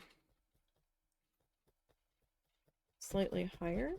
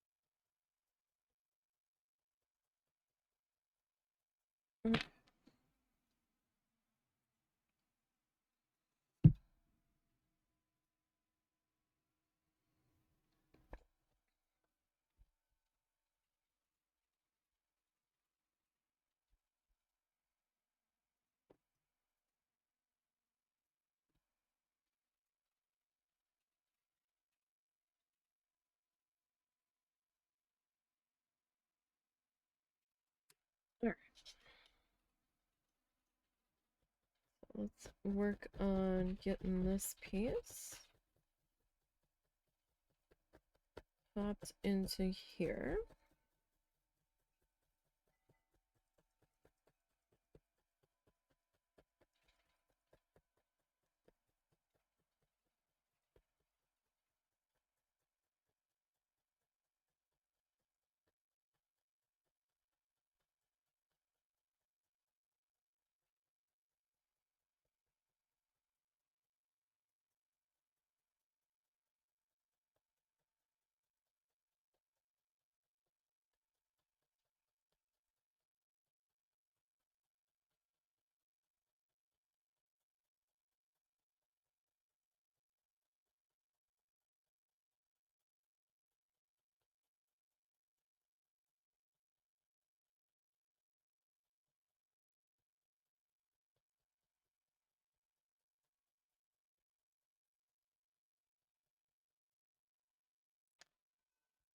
Okay. So we got just this little section left here to fill in. Then I have to figure out how much further down I want to take this. I might try to even that up a little bit because this is a little bit lower. It's not lower by much, but it is a little bit lower, but I don't know what's sitting down here yet. I mean, obviously some kind of water, so we might have some kind of like land or something, shoreline for the water. I don't know. Sometimes you think you've got Bob down and you can predict the next move, and then other times he like totally surprises.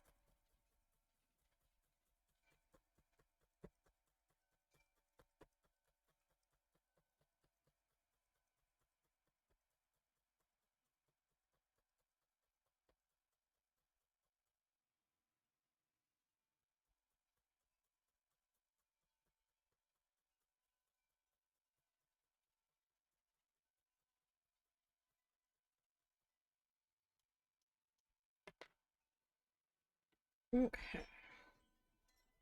I'm glad we found a good spot for this color, though. It's always exciting. Okay.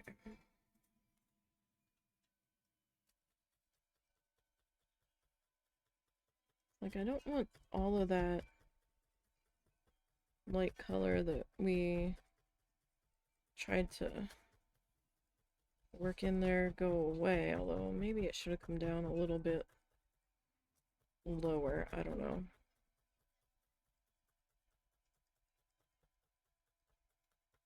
There's not like that much of it visible in there though, so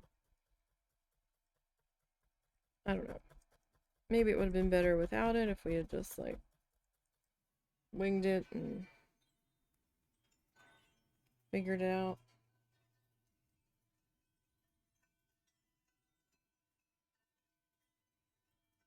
I was still finding spatters of watercolor paint on my monitor today.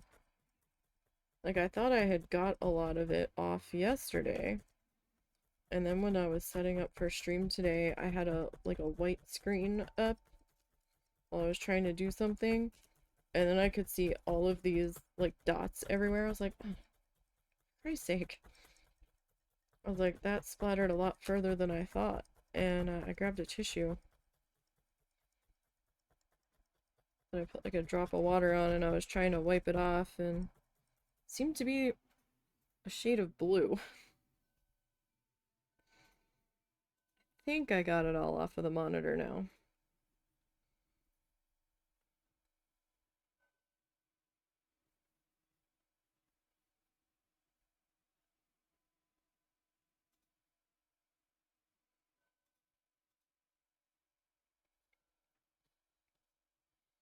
I think.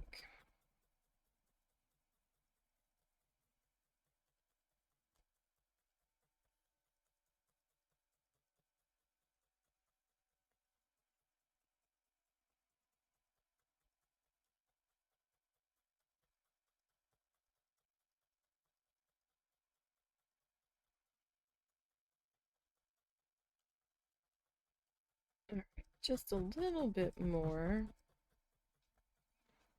That wasn't quite enough to fill in our remaining gaps here.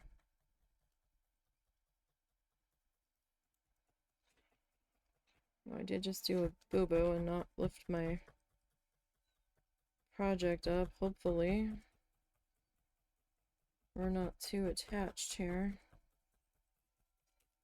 But we'll be super, super gentle as we go to pick this guy up off of here. As soon as I started stabbing it, I'm like, oh wait.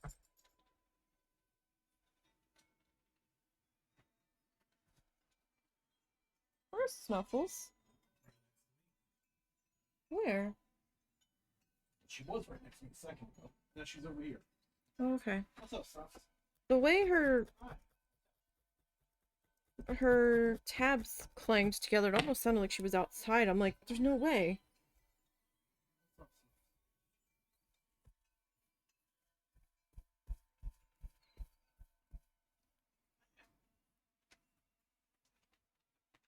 Okay, that's not too bad. Alright.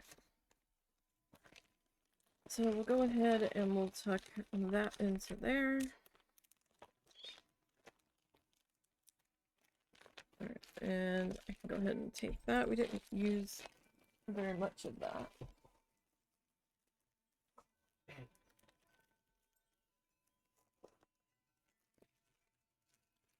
What? Ed wants attention now.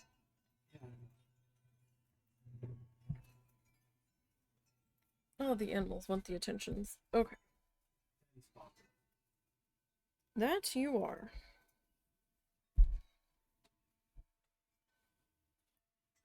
Okay. So, let's see. He does the little sticky thingies. That much we saw, and I don't know if I'm going to be able to do that.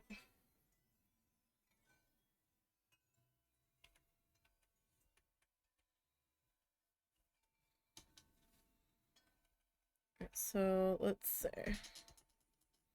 Same brush. Yellow and red.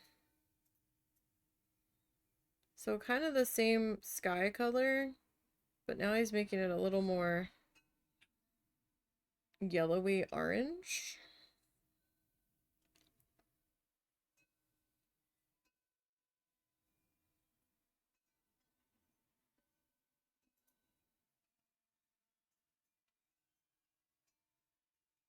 Okay.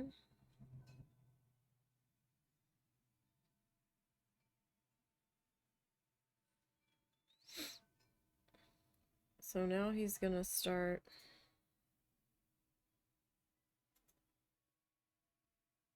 adding in some different tree leaf colors.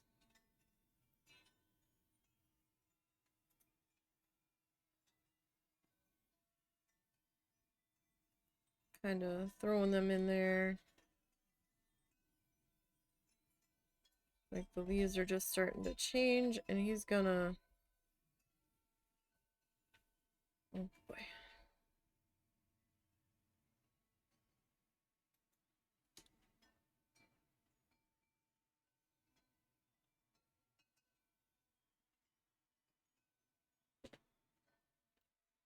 So we're gonna have to figure out our colors for that.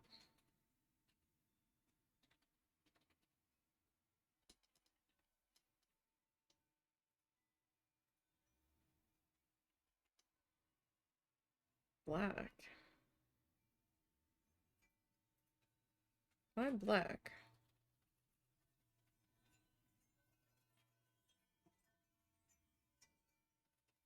Is that black and something? Take a little bit of black and add it to the brown.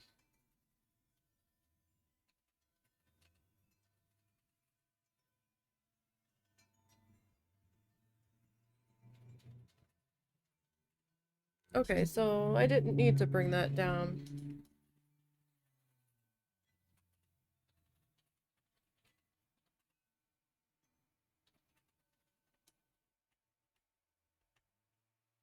Okay, so he kind of brings that. He never added a watercolor. Just so we're clear. He never added a watercolor.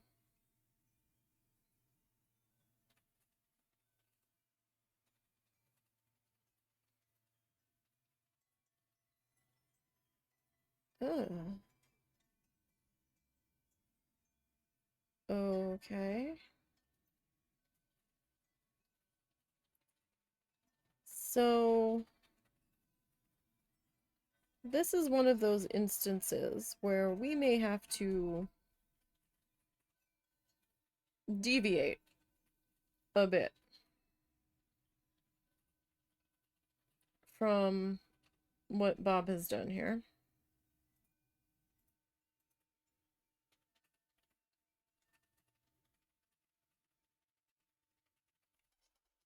Oh my.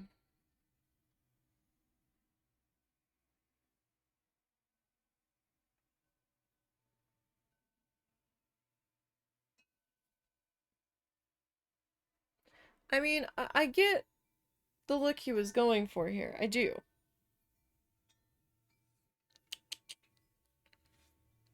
However,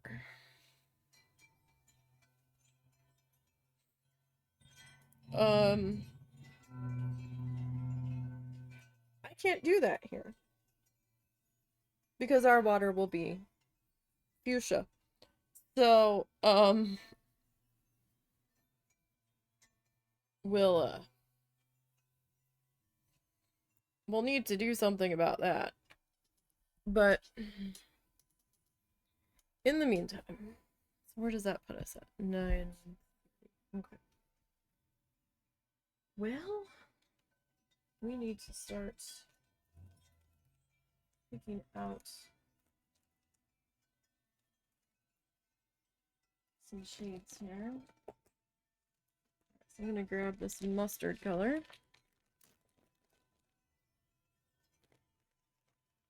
It's kind of like a yellow ochre.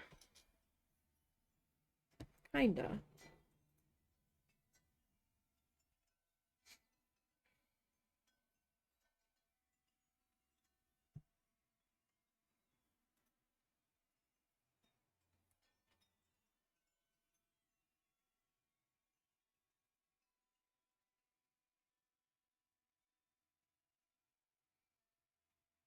Okay, so we need to start kind of figuring out where our trees are gonna kind of hang out here.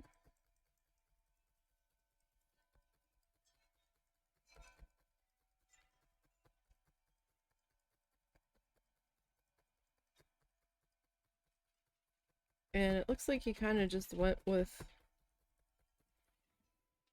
like sort of folly colors. Like your golds and maybe your greens on the trees that haven't quite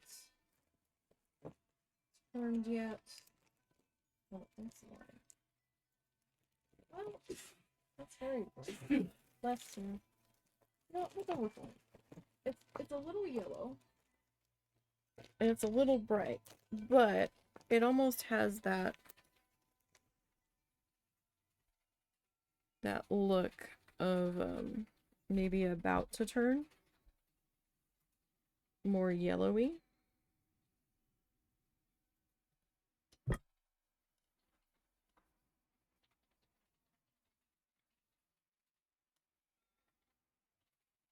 So that's actually a little big, I think. I am going to cut you in half.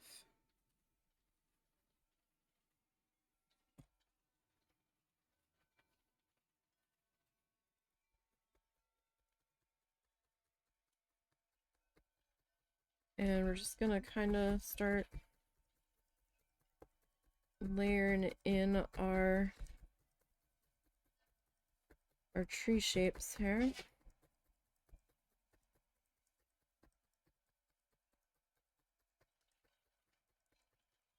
Great shapes and colors.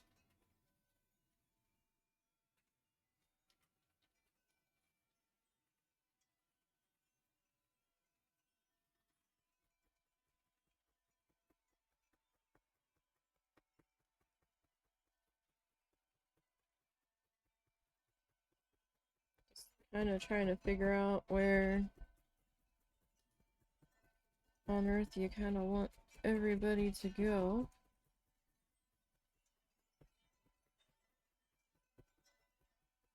Wind is getting ridiculous.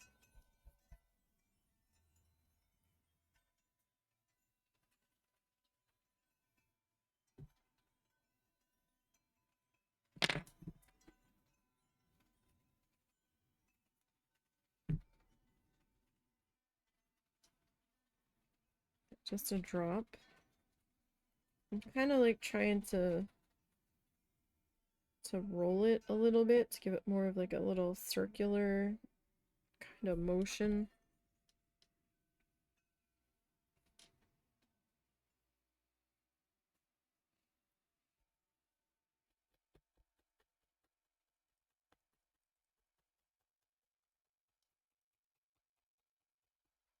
In there.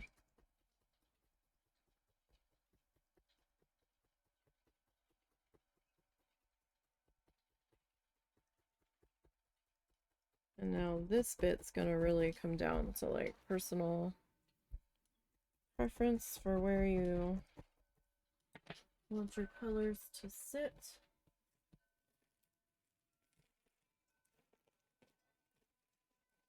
So I'm gonna take Buttercup Yellow for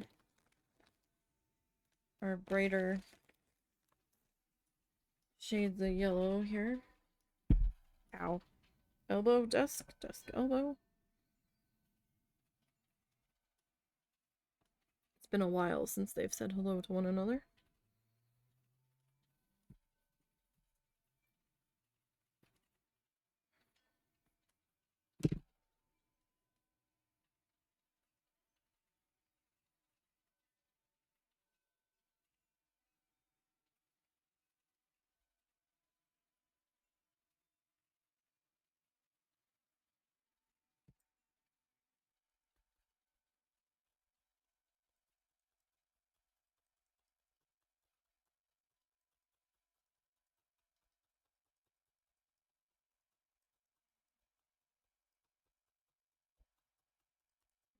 Very bright yellow, but at least it is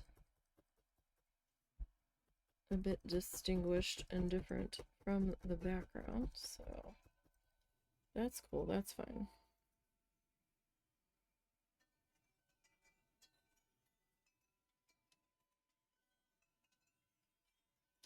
This guy, I'm gonna tuck into here. Get that guy popped in.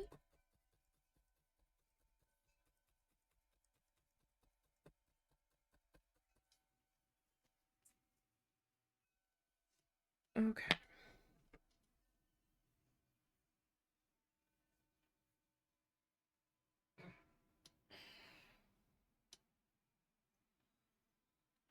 So I know it's early.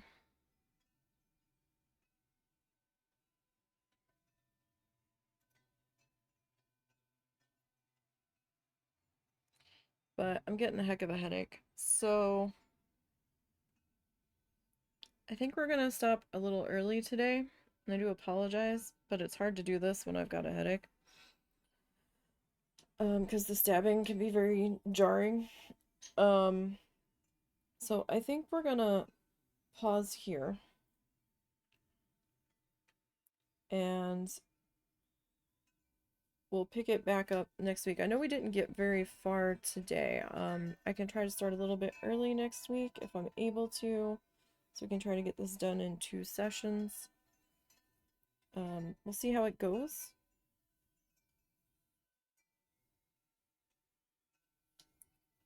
And we'll see. We might be able to get further than we think we will.